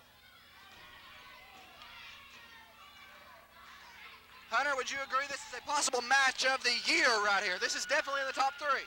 Take it from someone who's been in one. This is a fantastic match. I mean, he's got a lot to live up to. TLC 2 was pretty impressive with all 4 candidates. Also, I'm so confused right now. Swinging neck breaker by Jay Shaft. 1, 2, kicks out. Hunter, I'm going to correct you. TLC 2 was a 6-man for the Cruiserweight Championship. It was not. It was. Was it? I meant like finale TLCs, man. Dylan, back. Jay Shaft just drops the dime right there. 1, 2. Mine usually wins. Shamrock right here in front of Hunter O'Malley, and it's very ineffective for Shaft. Yeah, it's amazing. When I do it, it seems to win. For some reason, Jay can't get the job done. And that's what I've heard from a lot of his ex-girlfriends as well. And a few of his ex-boyfriends. Washington Monument connects! No, it doesn't! No, it doesn't! STF in the middle of the ring! Will Shaft be able to hold on? Can he hold it out? Will he outlast it? What are we going to see? Shaft is tapping! Shaft is tapping, but the ref can't see it! Hammer, if it went for Hammer, we'd have a new Cruiserweight champion! Hammer, what's... Powder in the face! Inverted Dino! What a move! 1, 2, 3, new Cruiserweight champion! There you have it, in a ridiculously hard-fought match. It's disappointing that it would come down to that, but what did I say, James? I said that in this rule set, it tends to favor Jay Shaft. Johnny Knievel put on one of the best matches that we've seen out of him in a while, and of course, Jay Shaft, there's the story. The new Cruiserweight champion. First time we've had one in over a year. I don't know if many of you noticed it or not, but that finishing move he used, that's called the decapitator. Jay told me that himself. And always great to hear Jay on the microphone. Women, mothers, cover the ears of your children. The show just changed from PG-13 to rated R.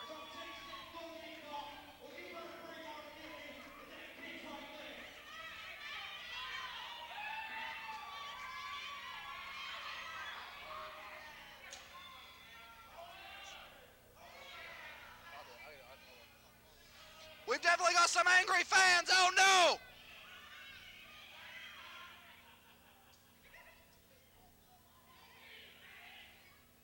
Fans up. Ladies and gentlemen, your new Cruiserweight champion, main event money, Jay Shaft.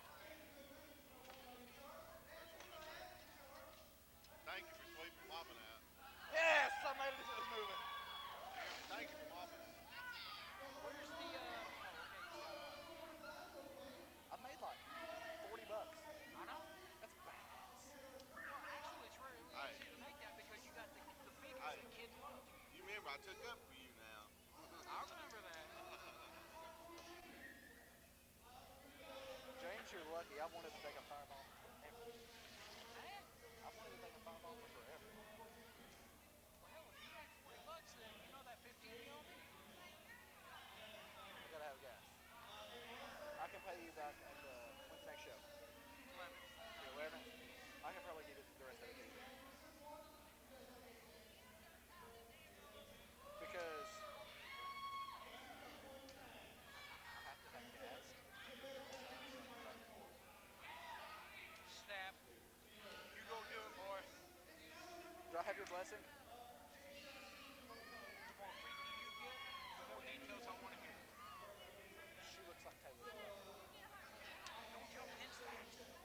He knows. He was talking to her a long time ago. Now she's 5. What? All I heard was Sizemore. What?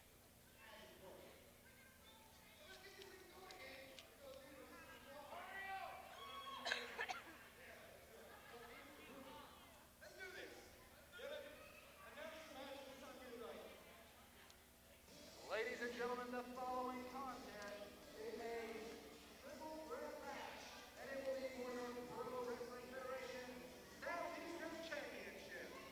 On his way out of the ring first, he is from Knoxville, Tennessee, and your special guest referee, the featured presentation, Alex Hayes.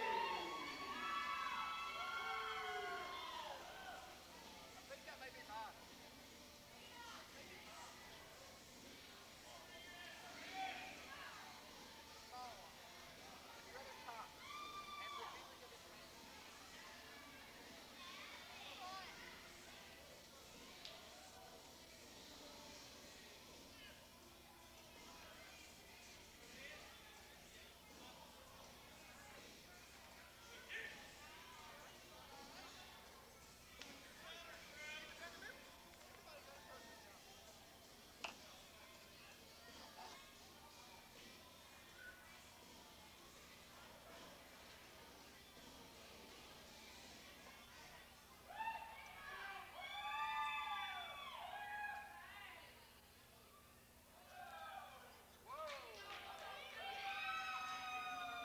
I only got one.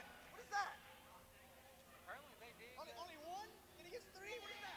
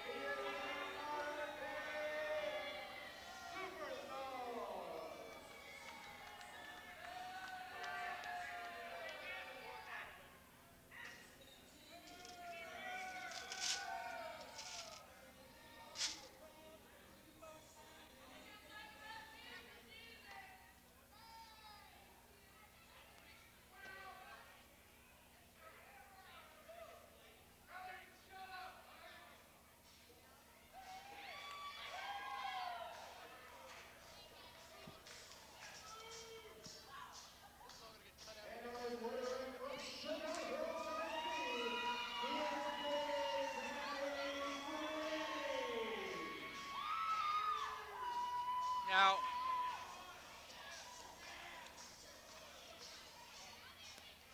we got the third entrance here into this triple threat here for the Southeastern title. There will, in fact, be a defense here tonight. God bless Josh Crawford. I mean, there you go. Yes. Can Josh pull off a near impossible here and actually defend successfully the Southeastern title? Time will tell. We're getting ready to find out here in this triple threat here, and you know, I would think that if I was either MDS or Freddie, knowing Josh's injury, his weakness, if you will, that it would make sound strategy if you know a foe has a weakness. I believe someone throw you some beans, James. I believe they want to see your boobs. It's fine. You want to see these?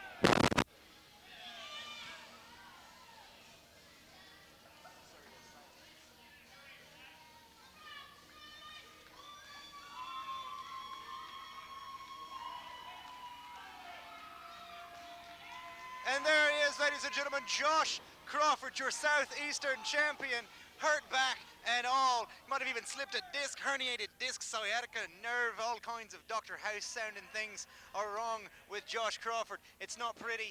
I've been in there with a bad back before. I actually wrestled modern day superstar for the heavyweight title with a bad back.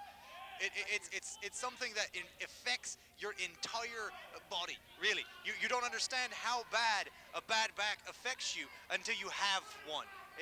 It hurts you to breathe, it hurts you to bend at the waist, it hurts you to raise your arms. The muscles in your back literally run from the bottom all the way to the top. So if you've hurt one of them, it's like a domino effect throughout your body. It hurts to move your legs. Everything you do, you feel pain.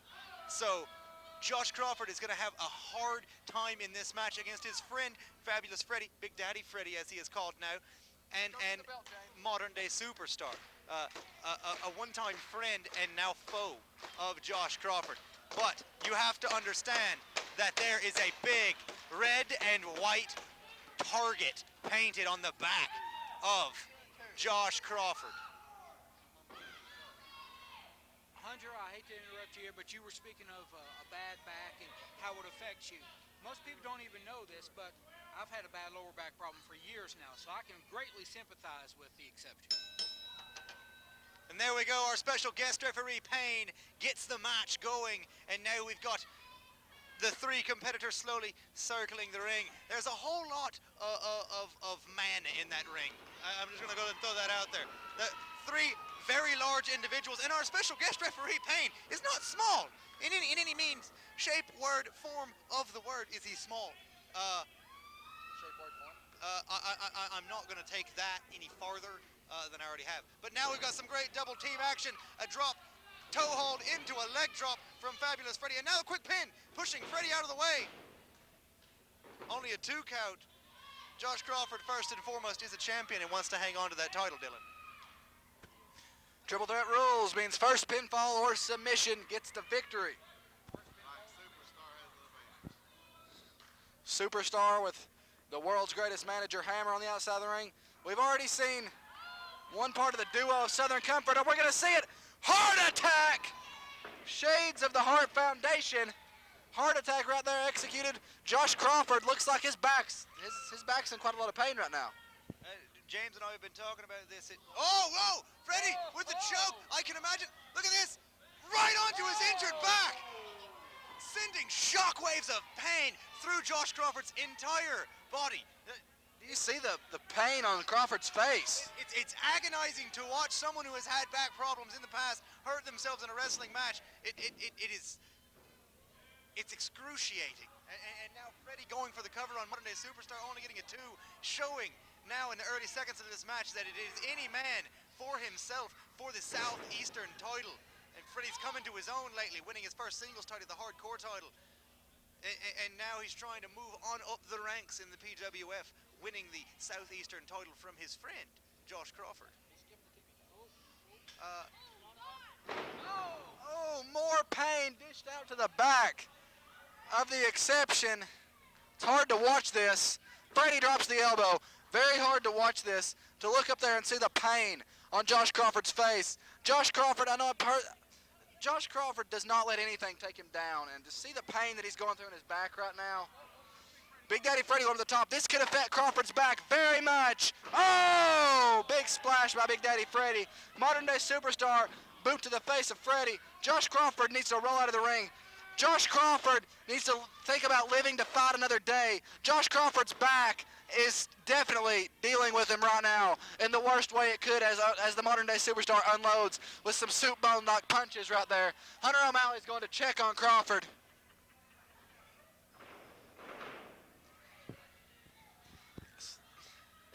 It's really painful to watch this. Yeah, it is really painful to watch this because usually it's 2 against 1.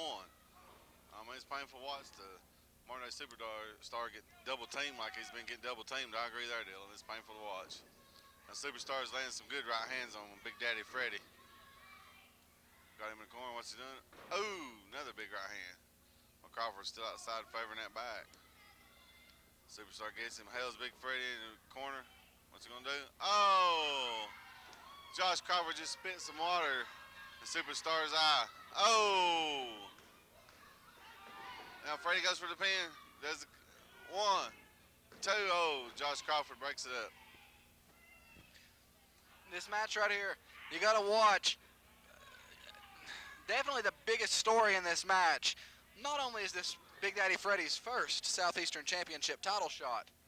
Big Daddy Freddie and Josh Crawford have went up against each other. Oh!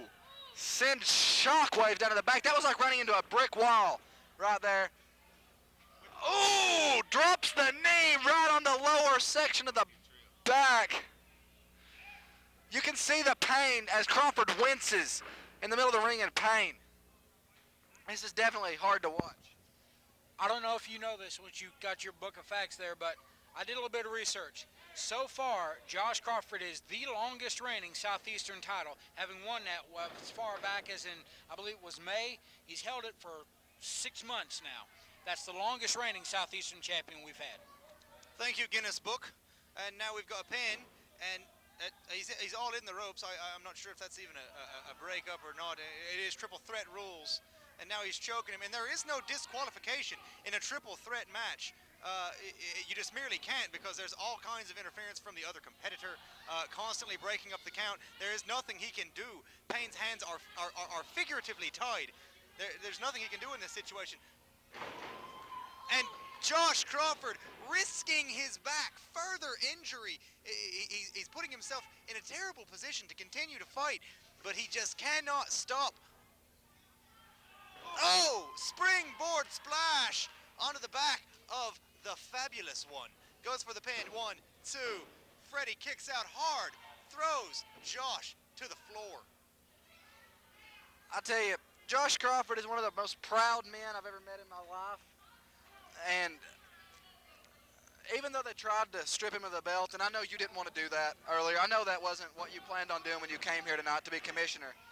But if he's gonna go out, he's gonna go out fighting. Not to say he's gonna go out as modern day superstar delivers a drop kick right to the lower back of Big Daddy Freddie. We might have 2 people with back injuries. If Crawford's gonna go out, he's gonna go out fighting. He's not gonna hand away the belt. He's gonna fight. And if he loses the belt tonight, he gave it his all. He said it earlier. If he expects everybody to give him 110% and he doesn't, what is he? This is the way he wants it to go down, and this is the way he's getting it as Superstar just gives him a big punch right across the top of the forehead. I tell you, modern day Superstar is in a very good position right here to win this match. It's like my first night back, and everybody's using moves that I have traditionally used to win matches. We've got a Texas Cloverleaf, or as I call it, the 7 Deadly Sins, locked in on Josh Crawford, and believe me, I've been put in that, and I've used that maneuver before. It is very effective on an individual's lower back, so it's just making it worse. And of course, Jay Shaft earlier used the Shamrock. You know, neither one of these competitors actually won with my maneuvers that I've won with, but what are they doing? Imitation is the sincerest form of flattery, I suppose. Someone around here has to use their words.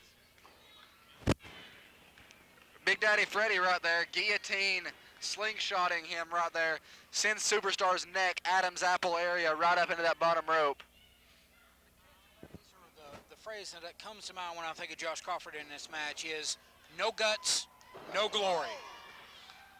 Crawford, beautiful flying forearm elbow, breaks up the pinfall right there. What, certainly something none of us has touched on yet. What will Alex Payne have to do with the outcome in this match, if anything? To my knowledge, this is one of the first time Alex Payne's refereed a match. If not the first. You gonna let me talk, or you gonna pull the microphone away from me again? Yes, we've only got one microphone, ladies and gentlemen, and he's pulling it away from me as we speak. Back of the hand, Dylan Sizemore. And now, Josh Crawford and Modern Day Superstar working together as a team as they did earlier this year when they took on Jake the Snake Roberts, but it does not work out for them like it did not work out for them then. Freddie delivering a double clothesline, and now getting the crowd behind him, showing his aggression, letting it out, going for the pinfall, hooking the leg, and the foot is on the ropes. Modern Day Superstar, the ring general, his awareness inside the squared circle is phenomenal. It is fantastic. This man knows where he is at all times, and that is the veteran in him.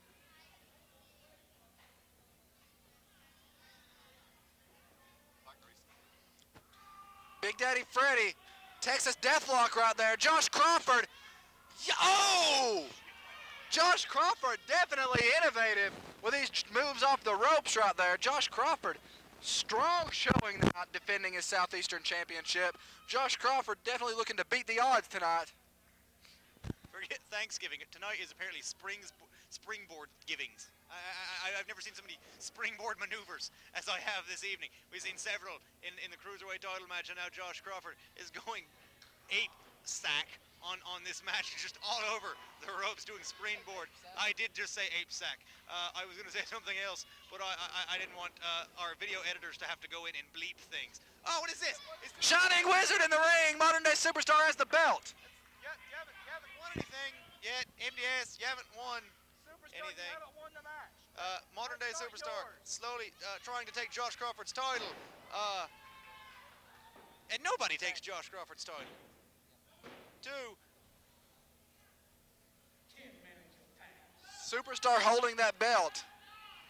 Josh Crawford punched right there. That Southeastern title in the ring. Now, correct me if I'm wrong. In these matches, there's no disqualifications. In triple threat matches, that is absolutely correct. There are no disqualifications because think of the dynamic. You will constantly have one other person in the ring that can break up counts, that can go outside and do in and out. There's no count outs in this match because there just possibly couldn't be a disqualification, because if one person were to get disqualified, that would leave 2 winners, 2 champions, and you just can't have that. So there has to be one decisive winner, and the only way that can happen is with no countouts and no disqualifications. Says Hunter O'Malley, commissioner for the night. And what a great job he's doing tonight. Fans, this show has already been amazing. One of the best events of the year that we've seen so far. And we got 2 more matches to come. Yeah, but I tell you, the Cruiserweight title match, that was I vote for one of the matches of the year right there, buddy. If it was left up to us, that'd be the winner right there. Another candidate has to be that triple threat match we've seen featuring Alex Payne, May 8th at Memorial Bash weekend. Alex Payne versus Dirty versus Menace for the Heavyweight Championship. That was a phenomenal match as well.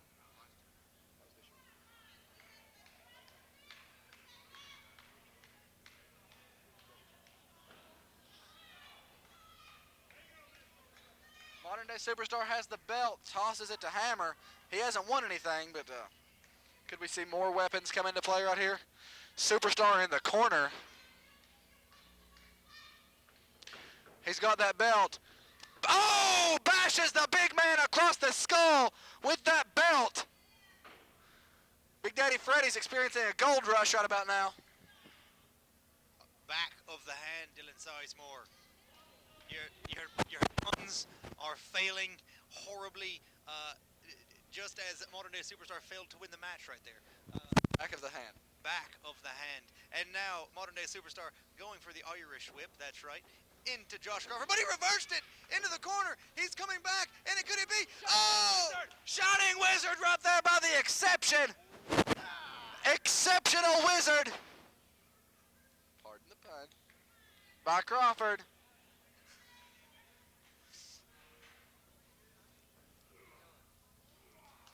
Stun gun drops him across the top rope.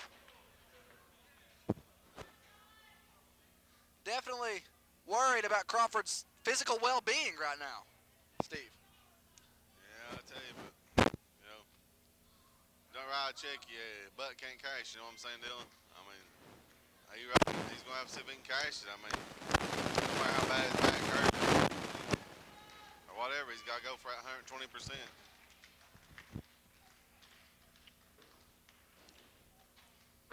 Ooh!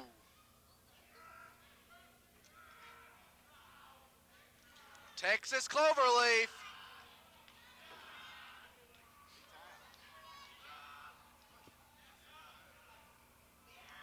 Look at the pain in his face. Look at the pain and the agony in Josh Crawford's face, Hunter O'Malley. It's like I said before, it's excruciating being put in this hold. The torque, the amount of torque being put on the lower back as Josh Crawford is being literally bent backwards, a way that the human body is not supposed to be bent when it's healthy, let alone when your back is injured. And there's the tap.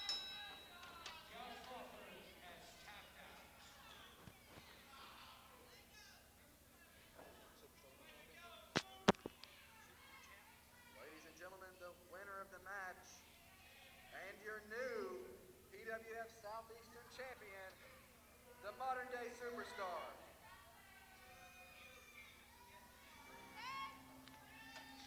Regardless of anything, what a fantastic match we just seen. Yeah, it's a pretty good match. I mean, oh no. Now, Southern Comfort coming out here. Crawford's back is already injured. Here comes Southern Storm and the Cruiserweight Champion, Jay Shaft. Alex Payne has a leg injury. Superstar, come on. That man was your partner. He looked up to you like a father, and look at what you're doing to him. James is sickened to disgust me beyond all belief. That goes double for me. I can't believe the horrendous, this is just unspeakable evil happening here in the ring right now.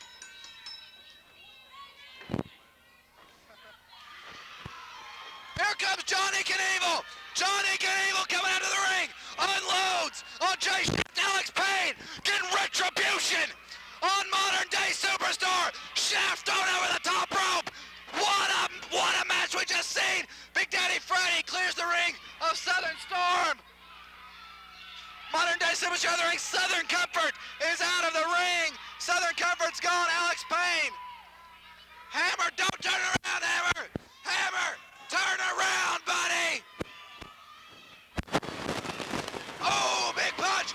Painkiller. Painkiller. Painkiller. Swanton bomb! He deserves every bit of it! He deserves every bit of what he just got!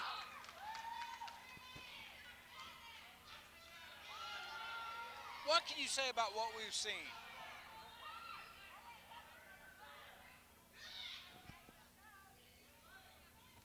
I'll tell you, that was some action right there, Dylan Sizemore. I mean, looked like I done the damage on Josh Crawford, though, before his brother come out to help.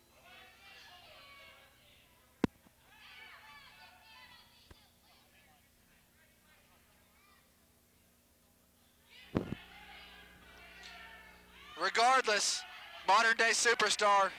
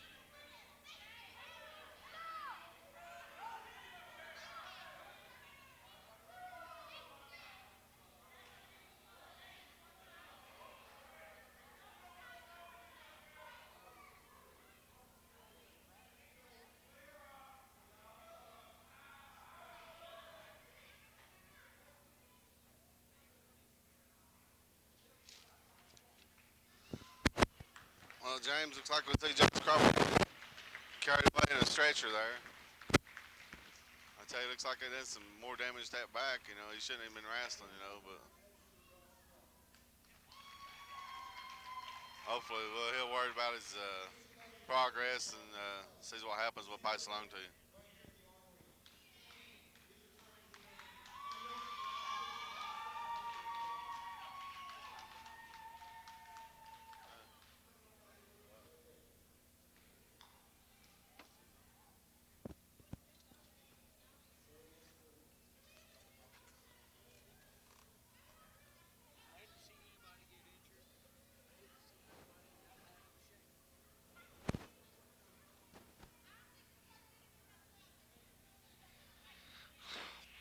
Ladies and gentlemen, the show must go on. When we get any update possible, we'll let you know. I mean, if we don't hear anything else, we're going to rush Josh Crawford to a medical facility right now. Check back at the website, pwftn.tk, as news develops. We'll let you know. Ladies and gentlemen, the following contest scheduled for one fall is for your PWF Tag Team Championship.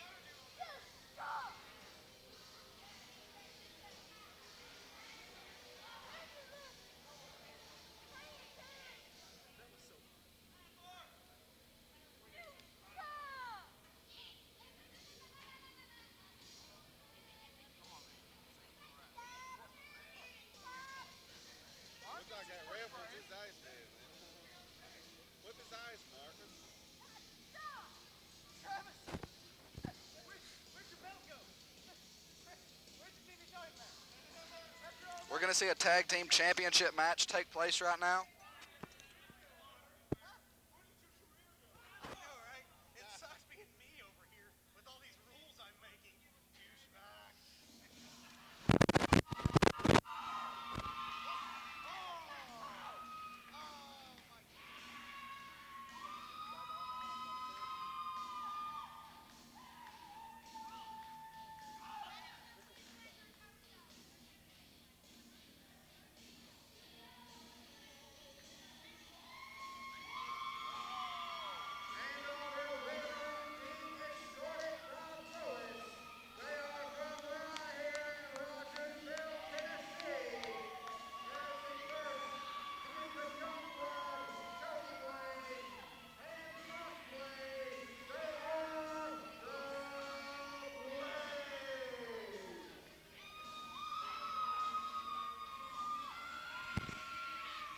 Tag team action, semi-main event. Fans, what an event we've already seen tonight.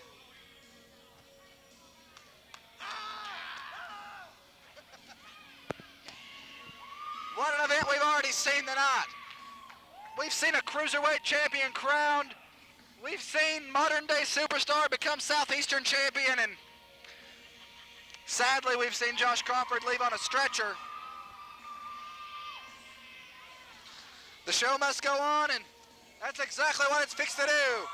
Mike Blade, Cody Blade defend the belts against Hedkase and Douchebag. There you go, Dylan. Sorry.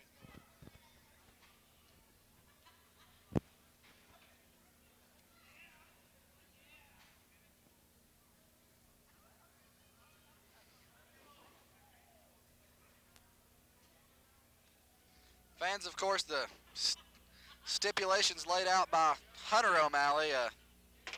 No one can say the real name of the man with the clown face paint.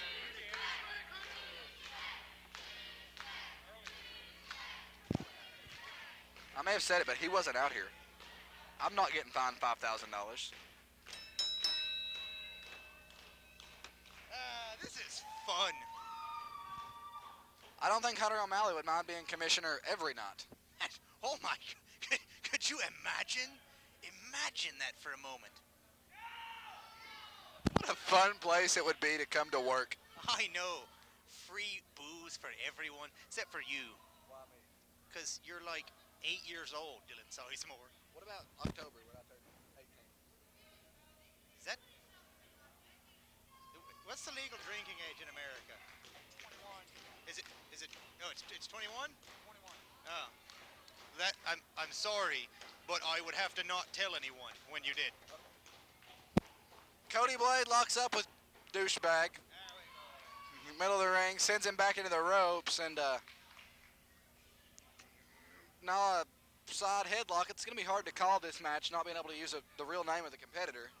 It's all about using euphemisms, Dylan Sizemore. Define that word. You got to find other things to call him. You know, Coney Island Warrior, Joker ripoff. You're not Heath Ledger. You know, D-bag. And, you know, DB, there was the clothesline on CB. See how I did that?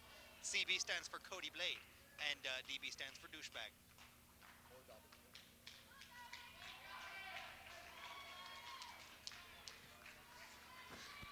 Looking right here at an excellent tag team match, what we're going to see.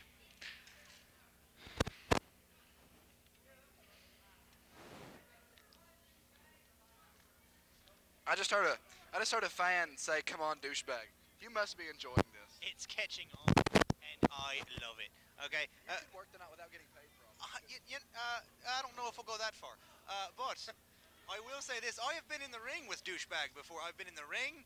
I have been, you know, throughout Rogersville Park. I have been in the back of a casket. I have been everywhere of a hearse casket with wheels and an engine. Mount Carmel block party right before Fun Fest. Just tons and tons of things happened here, and Travis Dyke. Oh, that was close. I almost called him by his slave name. As we know, his real name is but douchebag. You also teamed with him at an event where PWF came out on top 4-3, WrestleFest, where we proved that we are the dominant federation anywhere. And I do mean anywhere. Ducks the clothesline, does the douchebag into a big back elbow. That exactly. Oh, what is he going for a pin? He's choking his competitor now, right here. As we know, the Fallen, any member, is not above breaking the rules. As a matter of fact, they usually do that quite often and quite well. That's how they tend to get a lot of their titles. The Fallen, of course, have held the Southeastern title at one point. They have held the television title, and they have held the tag titles. All of those have been in the possession of the Fallen at some point over the course of this history. Douchebag himself is the only 3-time television champion, and he also held that thing for 51 weeks. He was beat by somebody, I don't know, but whoever it was awesome. His name's like, I don't know, it's something Irish. Or drunken American. I have no, Hunter O'Malley. That was, got a little something in my throat there. It is, but now, you're not going to win the tag titles out there, man. You're not going to win the tag titles out there. Cody Blade stopped by the clown mask, and that would stop me too, I believe. I have a deathly large fear of clowns. You have a deathly large fear of Hedkase. Hedkase has splattered you in the midst of the ring a few times. And daycares. But to be fair, Hedkase has also done quite a number on me. Split my head open in the Kingsport Armory. It gave me 14 stitches. It was quite a fun little evening for me. Now we've got the action back in the ring as Cody tags in Rogersville own Mike Blade. Ah! Ah! The Blade stomp in the corner. Cody Blade stomps a mud hole, and Mike Blade walks it dry. Pulls douchebag out, lands him on the back of his head. If you're watching this, don't come chasing after me because I called you douchebag. I don't have $5,000 to pay right now. I'm in between paychecks. For you to be in between paychecks, you must have first earned one in the first place. Move your arm. Our one microphone is getting tangled up now as Hedkase is beginning to lay it on to Mike Blade.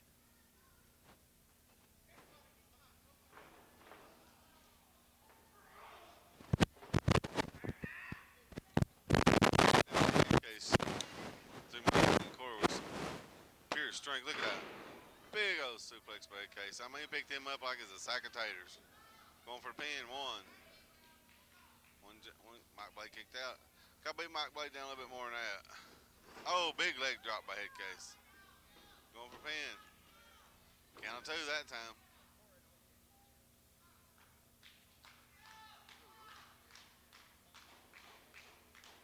Oh, Mike Blade doing some elbows to Hedkase. Gets him up. Oh, front face buster by Mike Blade. Is that enough to pin the big machine? Looks like it. Nope, ain't enough being the big monster. Mike Blade going up. What's he gonna do? Oh, big splash. 1, 2. Ooh.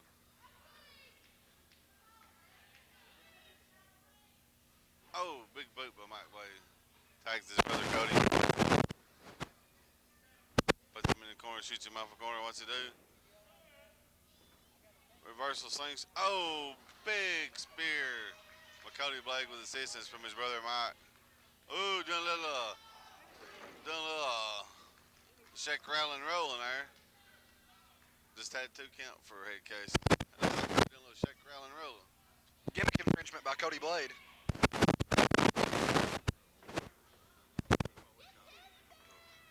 Hedkase going to town on the back of the young blood. 5 minutes have passed.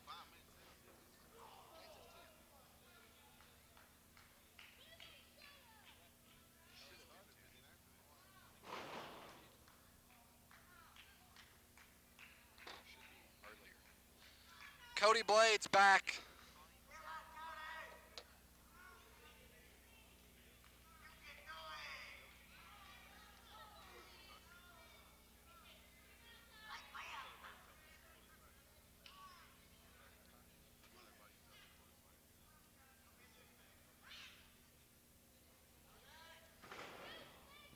Drops him back with a Coney Island wheel sweep.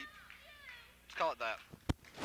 I believe it's called a side Irish leg sweep when someone talented uses it, such as myself. But, you know, you got to give the scrapper, you know, credit for trying. Dropping his large backside onto Cody Blade's back, and now putting the knee on the back of the head. Just being an all-around douchebag. Wonder how he got the name.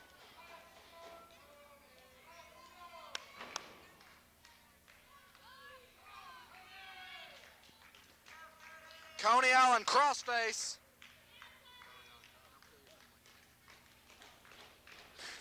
Middle of the ring now by the douchebag.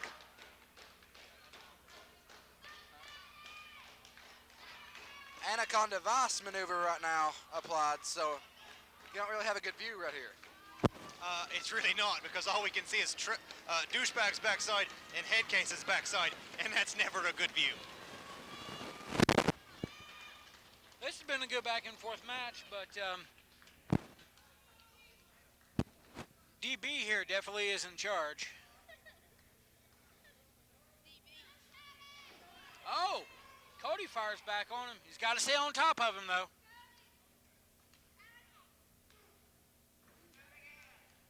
All right, Cody, come on. You got to stay on top of this kid. Come on. Just levels him, Hunter, levels him. A flying clothesline by the young blood, and now he hooks the leg. Only a 2 count. It's fantastic little matchup we've got going on here as Cody tags in Mike the Rage, the Armageddon behind his eyes blade as he stomps the knee of douchebag, and just generally trying to work over that leg there because something that big has to have stability on two legs or else it will fall over.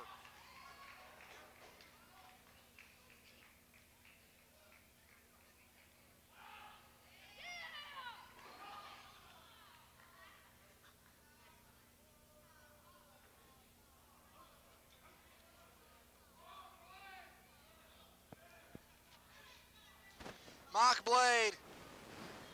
Mock Blade's got a figure 4 around the ring post, trying to rip the knee of the douchebag out of socket.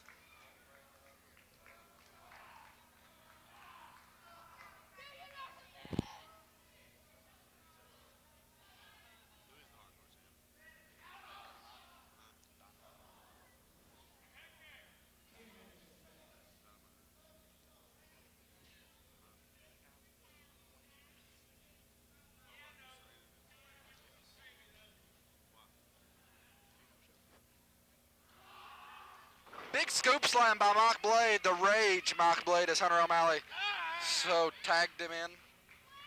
Cody Blade in the match now. Oh! What's the best weapon you can use? Your little brother. Exactly. I have quite often used me wee baby brother as a weapon, generally throwing him around the ring as if he were a lawn dart, as Mike just did with Cody. Dropped his little brother Cody right onto douchebag's face, and Cody has now climbed the top rope. High risk territory for Cody. Jumps and misses. Oh, shades of his big brother. Can no one in that family hit a leg drop just once? I want to see it. He hurt his bum on that move right there. Of course, douchebag making quickly getting in position to make the best of this moment where Cody hurt himself. And now Hedkase is looking lost, looking around. Look, he can't find anything. Your bear's right there underneath you. Don't look. Are you hungry? Do you need something to eat? Ooh, big drop kick in the ring. He just did a drop kick. You're still a douchebag. Focus on the match. Who knew that much weight could go airborne? I know, right? He says first part of the name is that $2,500. So Travis,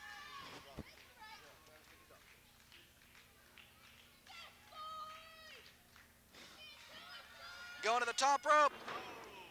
A front drop kick by Travis.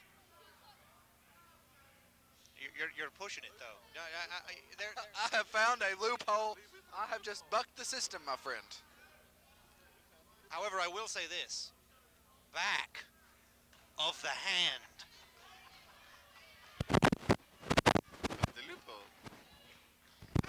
Dykes in control of this matchup right now. It's magically delicious.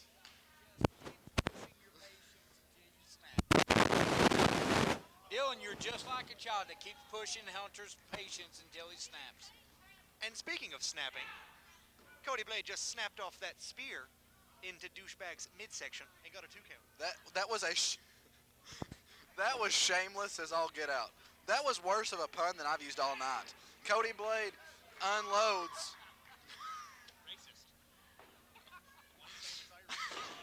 Leg drop by Cody to Dykes. 2. Dykes kicks out. Pushing my buttons. I make a rule. Didn't just a few minutes ago you said his first name that, now just second name? I believe you said it's. Oh, we've got a fan over here. Clothesline. Spear. Epic proportions by Travis. That was a big spear by Travis. Dykes. In. Oh, look out, look out. Oh, big spear by Mike Blade. Spear. Ladies and gentlemen, it's Spears Giving here in the Rogersville Armory. They are everywhere. If Hedkase does one, I might freak out. We're in Rogersville, but it's like we're in Spears Tower. Slap him, Hunter, slap him. Cody Blade rolls through. Hedkase on the ropes. Back of the hand. Oh, just yanks him by the back of the gear. Back elbows from Hedkase.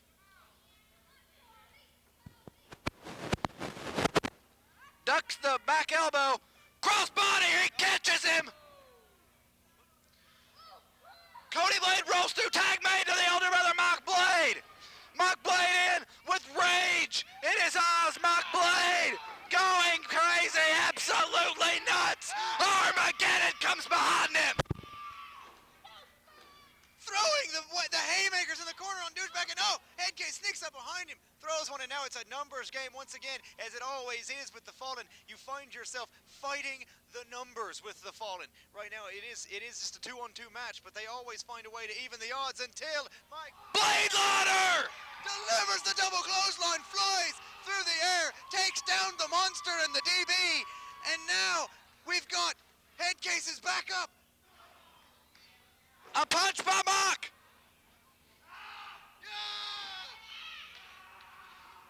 Oh! He took down Travis. Oh my goodness. Cody Breaker! Cody Breaker! Blade Cutter! The crowd is going crazy. 1, 2, 3, they win!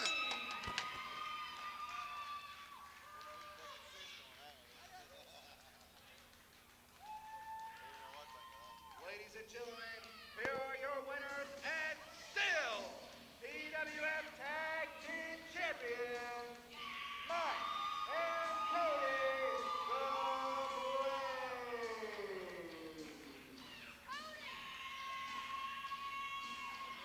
What a tag team match we just seen, James Buchanan.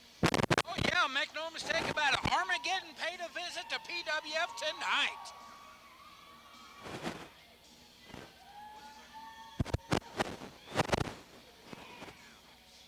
Action all over the place. Hunter O'Malley, what do you think of that action? That was fantastic. I give it a thumbs up, definitely. It's always good to see the Fallen lose. And anytime Mike Blade, just devours someone with all of his anger and rage, it's always fantastic.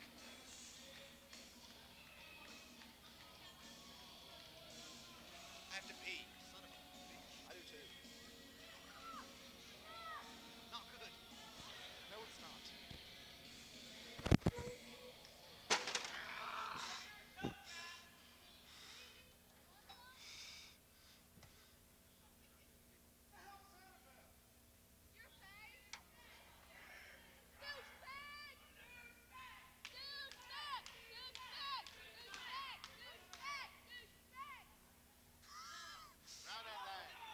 Leading the monster away.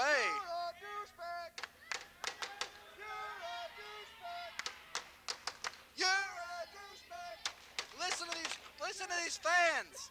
Listen to these fans. Hunter O'Malley having the time of his life here tonight.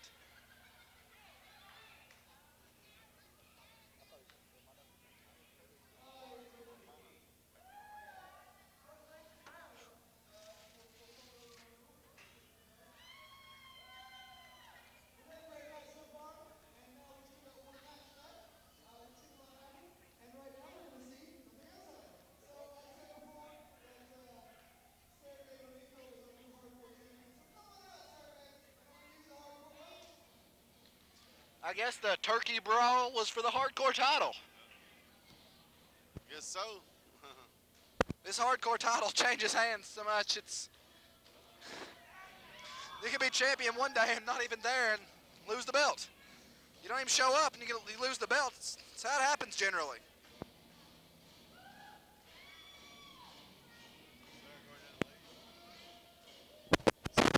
We've seen a Cruiserweight champion stripped of the belt.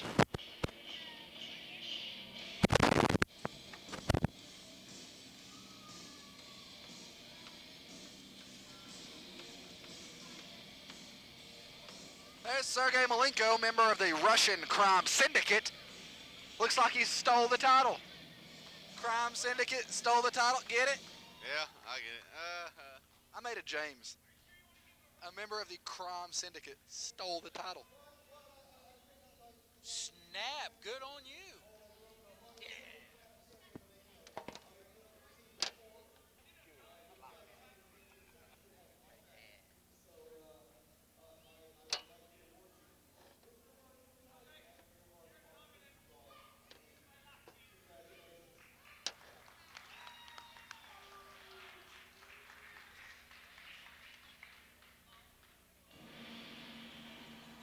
no. James, do you hear the music? It sounds. We don't know much about this guy. I have no idea who he is. I guess we're getting ready to find out. Terrence Tyler and Farouk Abdul on the way to the ring.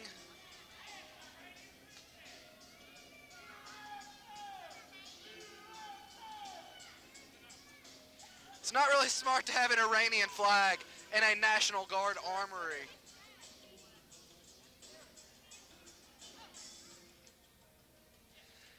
I don't know what Farouk Abdul's out here with for Terrence Tyler. Terrence Tyler definitely out here with him.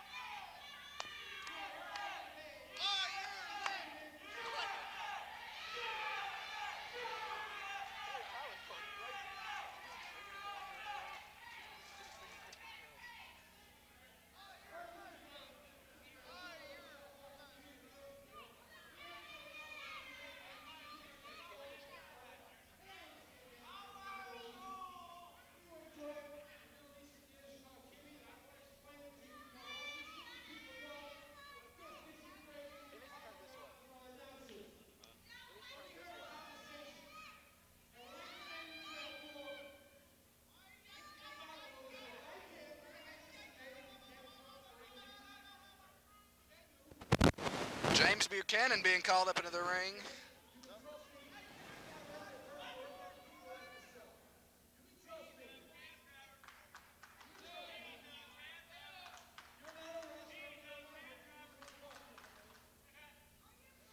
Terrence Tyler's about as trusty as a snake. That was the worst simile I've ever heard.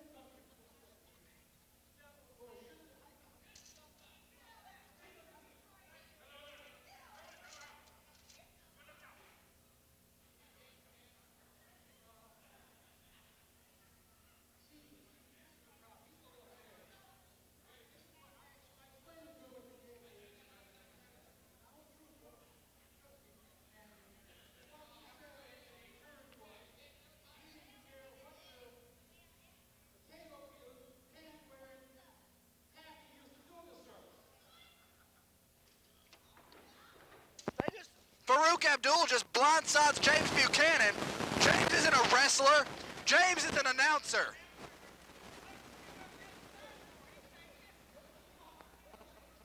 James Buchanan is an announcer, and he is now being put in the Iranian clutch. Get some help out here. No, this is enjoyable, Jill. I'll tell you. Look at this. Oh my God!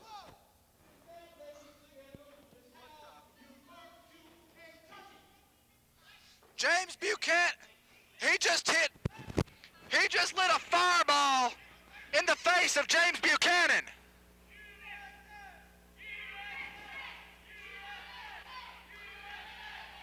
Farouk Abdul just lit a fireball in the face of our announce buddy, James Buchanan. Steve, I'm going to see if he's okay.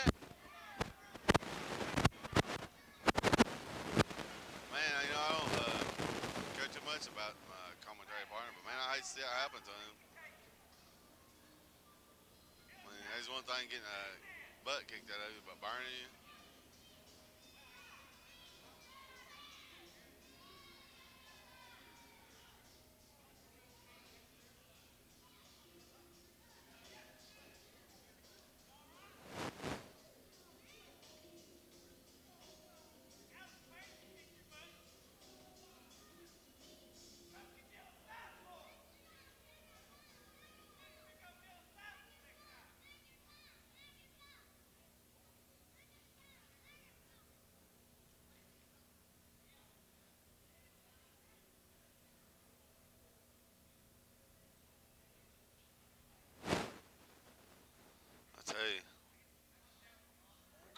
the quietness over the arena, man. I tell you, the big fireball. I mean, why would he want to pick up on James? I mean,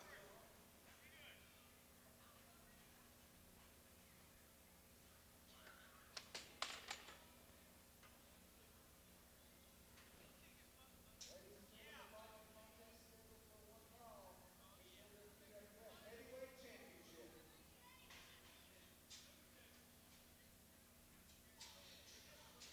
well, we'll certainly keep you informed on James's condition.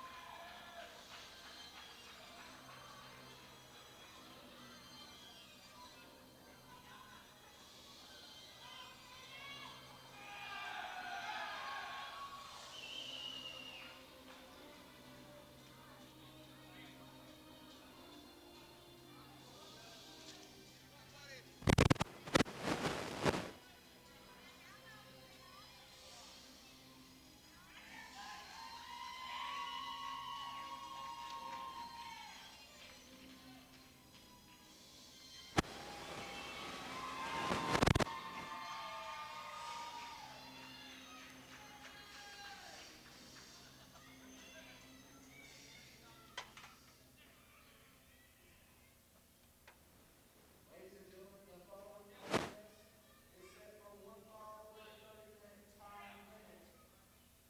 And will be for your PWF Introducing first, he is the Minister of Darkness.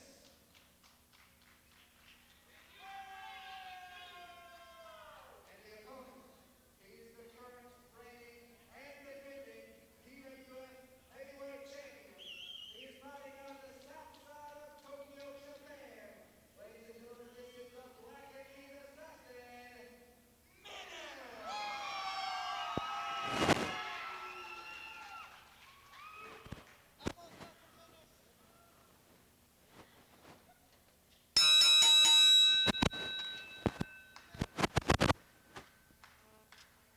Set to kick off with the main event of the evening. And you know, with these two men, it's really hard to give a size advantage. But it definitely is able to get a speed advantage, and that advantage lies solely on the side of Menace. Take it from someone who's been in the ring with him. That man is fast.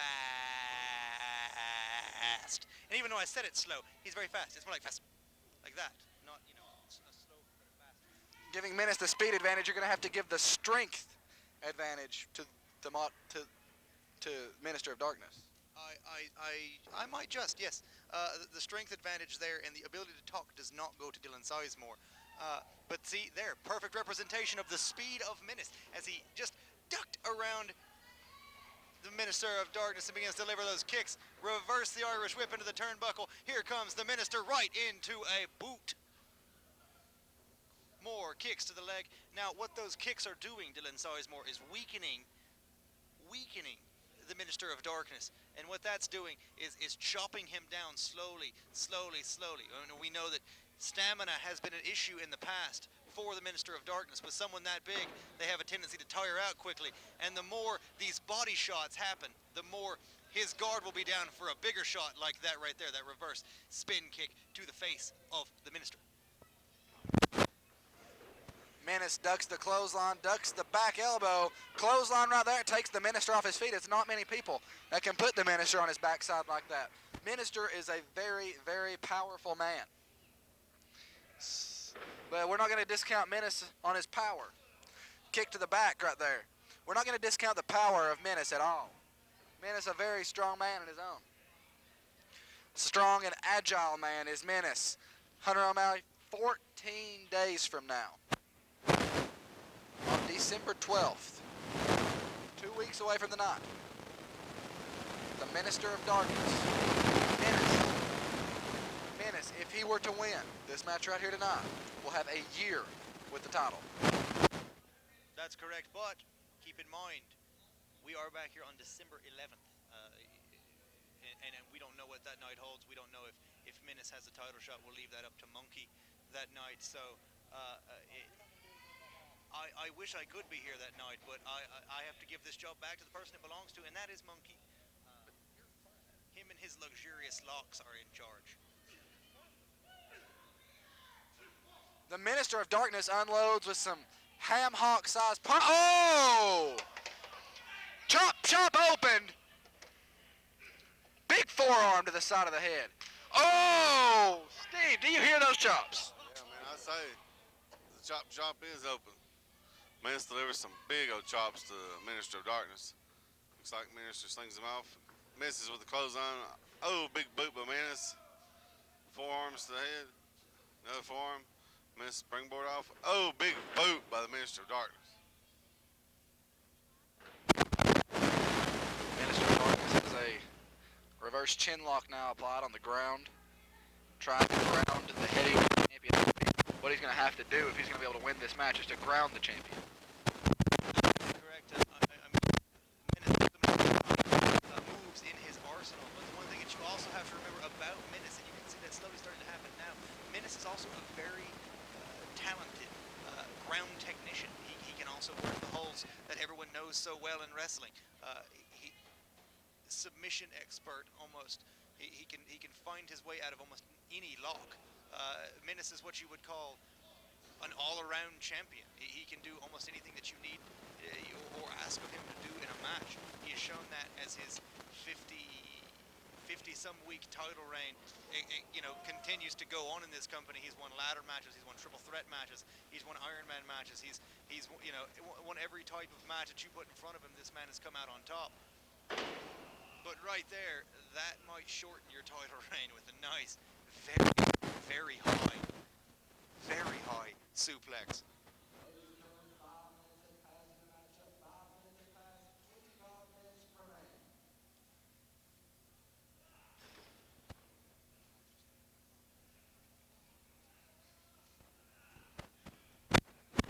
He has that arm of the champion now tilted back in a way it shouldn't be tilted, to say the least. Menace is going to try to come under, it looks like. And Menace takes the legs out from under the Minister. And now Menace has a rear chin lock applied of his own with some punches to the back of the head for good measure, Steve. Oh, yeah. That's some good action. I mean, you got to take the big man down. Ooh.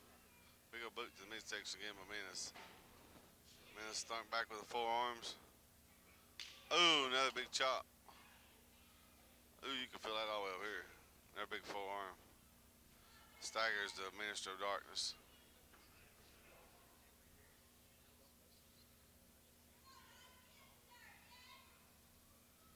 Back in the corner, shoulder blocks by Menace. Oh, big kicks to midsection by Menace, the back of his assassins.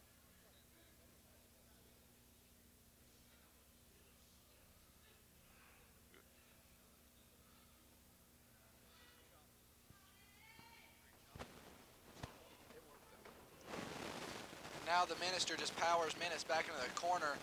Menace out in front of us, out in front of our commentary table right here. Listen to the list of the people that Menace has defended the title successfully against in his year reign. He defended it successfully against yourself, Alan Armani, Daniel Mulligan, Johnny Knievel, Dirty, Alex Payne, Cody Blade, Dustin Steal, Ace Danielson, Jay Shaft, Josh Crawford, Stony Hooker, the modern-day superstar Sean Schultz, Texas Ranger, Ace Carter, Mike Blade, oh!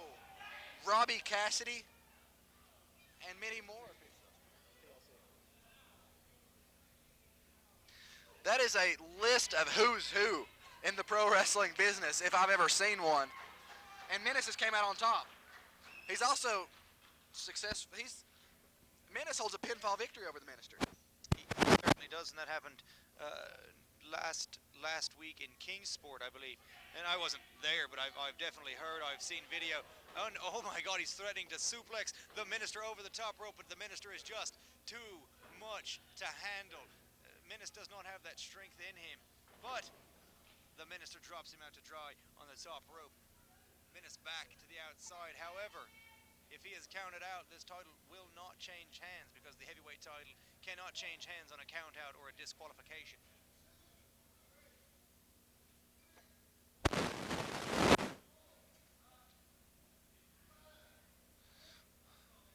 We're up to a 6 count.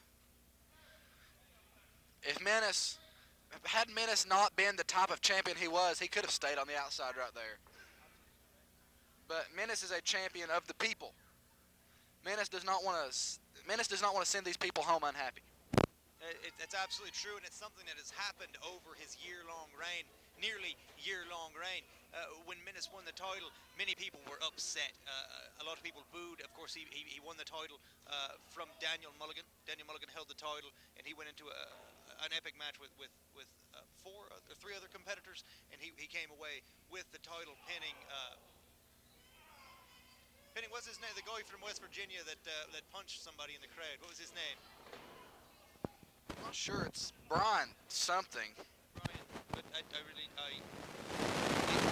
dropped him with the Menace driver. I liked the guy, but Menace dropped him with the Menace driver, won the belt, and a lot of people booed. A lot of people were unhappy with Menace being champion, and a lot of people had booed him over the beginning of his course as tenure. But this man just puts on such exceptional performances, such amazing in-ring work, and he has gone the distance. He has defended his title against everyone that PWF has thrown at him, to the point that he has earned the respect and the cheers of the fan base here in Pro Wrestling Federation. And right now, he has got the Minister of Darkness twisted up in some god-awful pretzel. I would not want to buy this at Auntie Anne's, but the Minister of Darkness has grabbed the bottom rope, and now Menace must break the hold.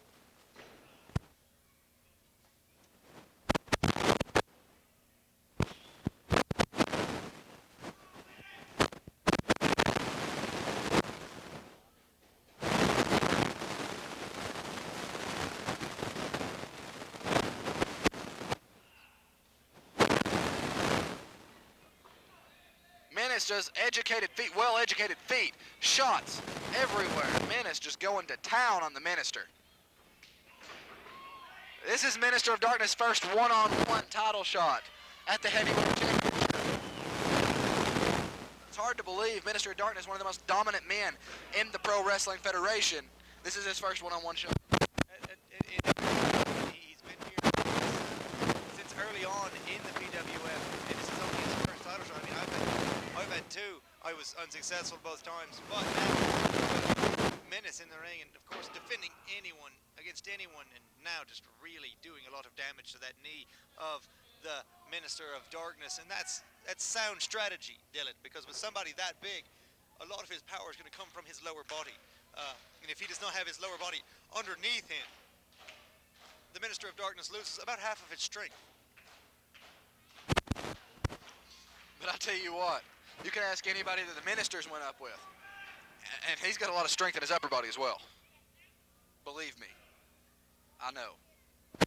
I'm aware too. I mean, he chokes that knee onto the top of a hearse, so I'm well aware of the upper body strength of the Minister of Darkness. But if this is how smart that Menace is. Menace has the speed advantage, but he does not have the strength advantage in this match. So what does he do? He takes away the Minister's strength advantage, levels the playing field, but then tilts it back in his favor with the speed. Oh, big running knee to the kneecap right there. Ooh, and that does nothing but torque the knee muscles and the tendons and MCLs and such. It's in that area. Alphabet soups and all kinds of initials down there in the kneecap area. There's really too many muscles and bones to worry about down there, so we're just going to say he's in a bad way. Definitely. And like a shark, smells blood in the water, just keeps. 15 minutes have passed in the matchup. 15 minutes have passed. 15 minutes remain. Figure 4 leg lock applied. Menace trying to take the knees out even more. Minister of Darkness, 15 minutes from point in this matchup. 15 minutes out. Now keep in mind, all Menace has to do, Menace don't have to pin the champion. Menace don't have to make him tap. Menace can retain the gold on a count out. Yeah, Mr. Darkness trying to reach the rope, and he got him. Got the rope. Referee's telling Menace to break the hold. Menace breaks the hold. Menace getting the crowd behind him. Oh, taking legs out the big man. Menace still working on that left leg. Ooh. Big knee by Minister of Darkness. That's rocking Menace a little bit. Oh, yet another stiff knee to the back of the knee of the Minister. Ooh! I seen Hunter O'Malley wince on that chop right there. The true chop shop ain't in Texas. It's right here in Rogersville where the Menace is at. It's in Southside Tokyo where this man was born and raised. Let me tell you something. I have been on the receiving end of those chops several times. It feels like your chest is going to collapse. Okay? I thought my heart was gonna fly out of my ass every time he chopped me. Sorry for the language of Hunter O'Malley tonight, fans. Really, you're apologizing for me saying ass. They say worse on Desperate Housewives. And in case you're wondering, I do watch it. Ava Longoria. It's lovely.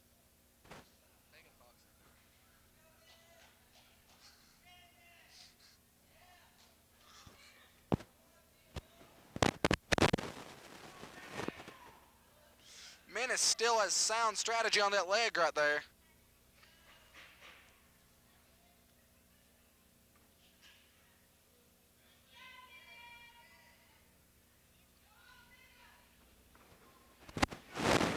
Clothesline rocks the champion by the Minister of Darkness. Heavyweight title, PWF Heavyweight Championship, probably the most prestigious championship in this area, no doubt. I would absolutely have to agree about that. I mean, just think of the epic things that have happened in this company. Where were you the night that TLC 1 happened? Where were you the night that Josh Crawford turned on Johnny Knievel? Where were you when this match happened? Where were you when Johnny Knievel took on Menace for the heavyweight title? Where were you that night? You were here in the PWF because that's the only place worth being in this area. PWF's the best, and quite frankly, I'm going to say it. Screw the rest. You can quote me on that. I'm not disagreeing. Now the Minister of Darkness has turned the tide in this matchup. Has that arm hooked.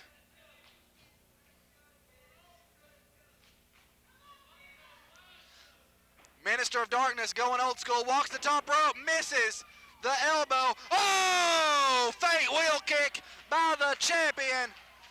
Will that be enough to put him away? Shades of Owen Hart. Now if he can just get over and make the pin.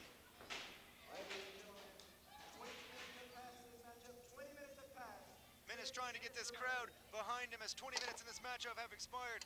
This match is going on into the evening here on Thanksgiving. Menace trying to get the crowd behind him. What has he got planned for the Minister of Darkness? Grabs him, shot to the head. Another shot to the head, and the Minister is reeling. Now Menace, trading blows now. This is a matchup that not many people are going to win with the Minister. Minister dropping those huge iron skillet-sized hands on top of Menace.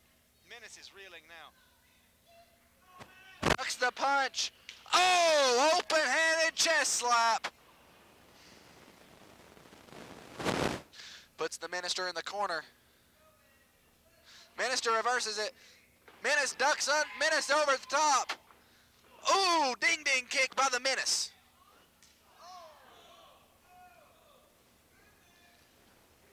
Oh, a move.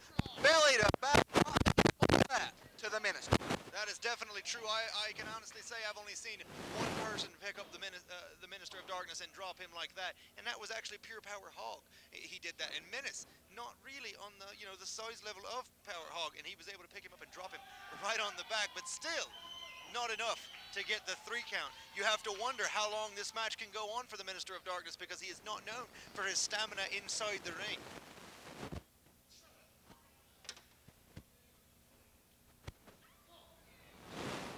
Oh, Menace goes to town right there with them chops. Menace a near year-long reign. Oh, boot to the head. A big, devastating, monstrous-sized boot right there. The Minister has his front face lock applied right here, trying to ground the champion. The Minister of Darkness has been pretty successful in trying to ground the champion, hasn't he, Steve? Oh, yeah, it's been successful, right? Look like you can't see the ref. He got his arm around the rope. Ref can't see it. You're getting a little extra leverage there, Dylan.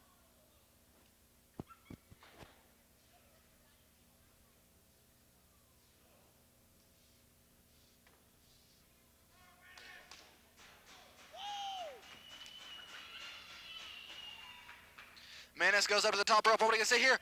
Oh, the Minister catches him. Choke slam to the depths of hell. 1, 2, and the champion gets the foot on the ropes. Again, ring presence. This man doesn't become champion for nearly a year without having great ring awareness. This man knows exactly where he is in the ring at all times. That is one of the things about wrestling Menace that is so complicated. This man can do everything. He can do aerial, he can do technical, he can do strength. He was able to pick up him, and right there, he can reverse almost anything that you put on him, and plus his ring awareness. Beautiful split-legged moonsault. Ladies and gentlemen, 25 minutes have passed in the matchup. 25 minutes have passed. 5 minutes remain.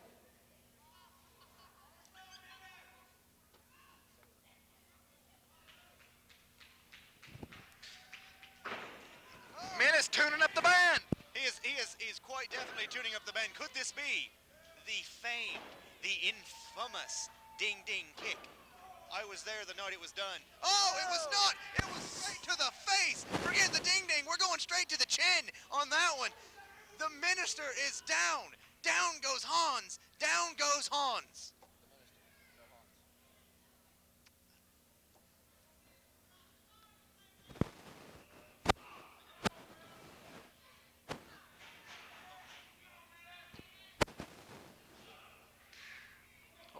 What an exciting matchup we've seen so far. We're going down to the wire right here on this one. Steve, it's been a great match, ain't it? Yeah, it has. It's been pretty exciting.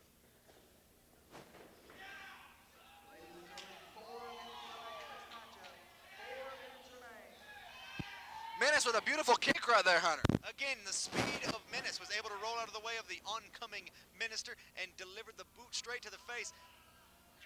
Now what's he going for? He tries to pick him up, perhaps a flapjack of sorts. Cannot lift up the Minister, just too heavy. This man is approaching 300 pounds. He's more than 300 pounds. What is this man? 325-pound Minister, just hard to pick up. Spring, forward, move, elbow, just everything. I don't even, just blah, blah, blah, blah. That. Springboard handspring FC elbow. Blah, blah, blah, blah. Drops him. Go for the pin. This match, 3 minutes remain in this matchup. He's got him up. He's able to lift the Minister, hits him with the Death Valley Driver. Come on now. He's getting up slowly, trying to go for the pin. Can he get over onto the Minister? Covers him. 1, 2, and the Minister still kicks out after that devastating Death Valley driver, and that, sir, is a lot of D's. Both men on the ground. The Menace slowly trying to get back to his feet.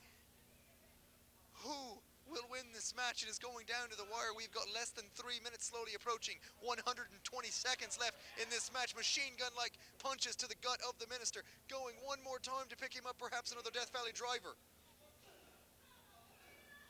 A knee to the face. 120 seconds is 2 minutes, Well, I Hunter. said nearly 120 seconds because we're under 3 minutes. Menace chops the arm down. Oh!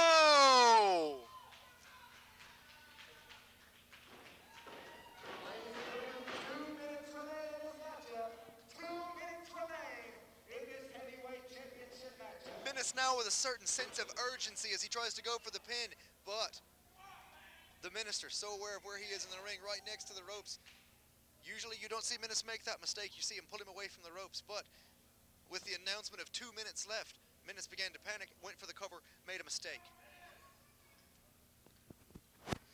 Menace does not want to see this match end at a time limit draw. What a match this has been. Ooh, chops. This match goes to the naysayers in the crowd, anywhere you go, that say the Minister can't last 30 minutes in a match. He did it tonight. That's absolutely right.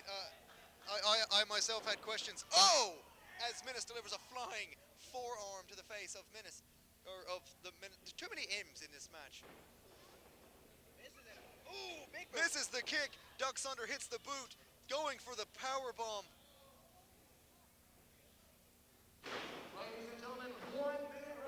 There it is. The Minister has hit the bomb. Now, what will happen? Can he get on top of Menace to make the pin? 1, 2, new champion. Oh! Menace kicks out at 2. Menace kicks out at 2. This matchup is going right down to the wire here. We got less than a minute remaining. Right now, you're seeing both of these competitors absolutely exhausted, but still fighting with everything that they have left in them. With the announcement of 30 seconds left, he's going for the bomb one more time. Can he lift him? Drop toe hold.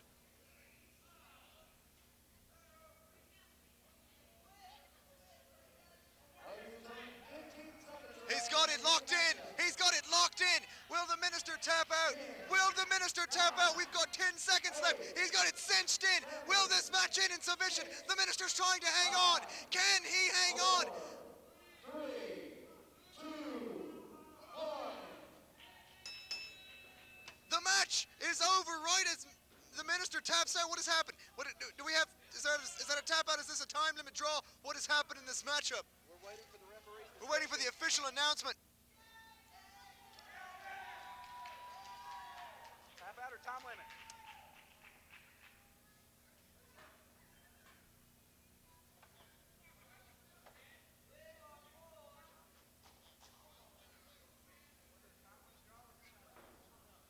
Ladies and gentlemen, this match has ended in a time limit draw. The title cannot change hands. Ladies and gentlemen, still your PWF Heavyweight Champion,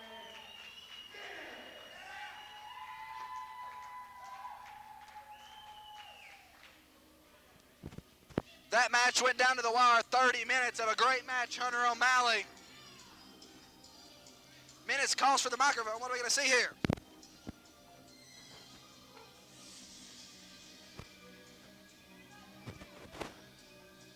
What a great matchup we just seen between these two competitors.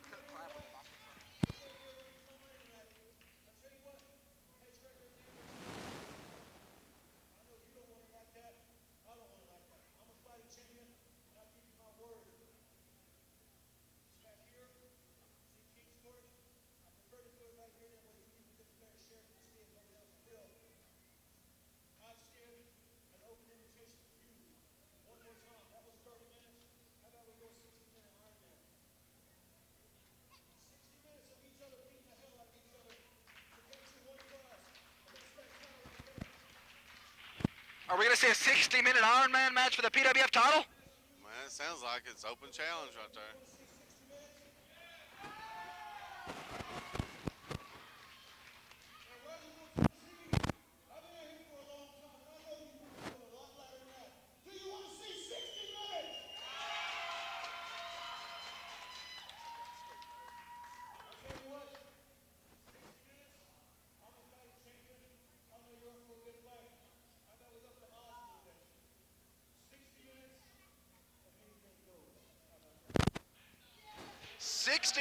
Anything goes.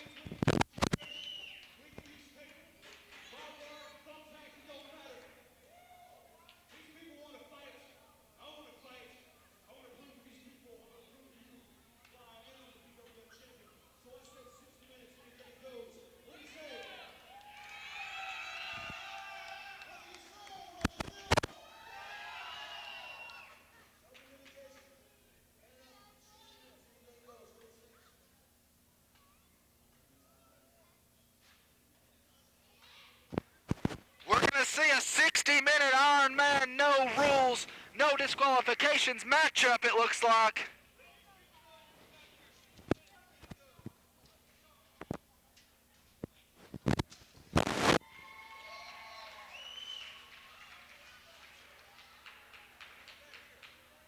Ladies and gentlemen, the PWF returns to Crosserville, Tennessee on December 11th. I agree. We're going to do that. December 11th, right here, we're going to have the Ironman. 60 minutes. Anything goes. The person with the most balls in tonight will be the PWF Heavyweight Champion.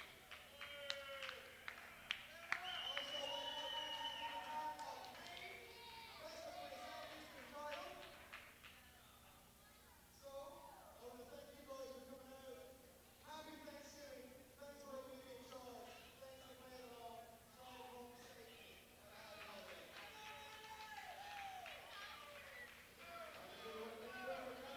Check www.pwftn.ca for any information. Well, for all of our team, Dylan Sizemore, Hunter O'Malley, James Buchanan, Steve Knox, wish y'all had a happy Thanksgiving. Thank y'all for coming out and joining us. See you next time here in Rogers, Vegas, December 11th.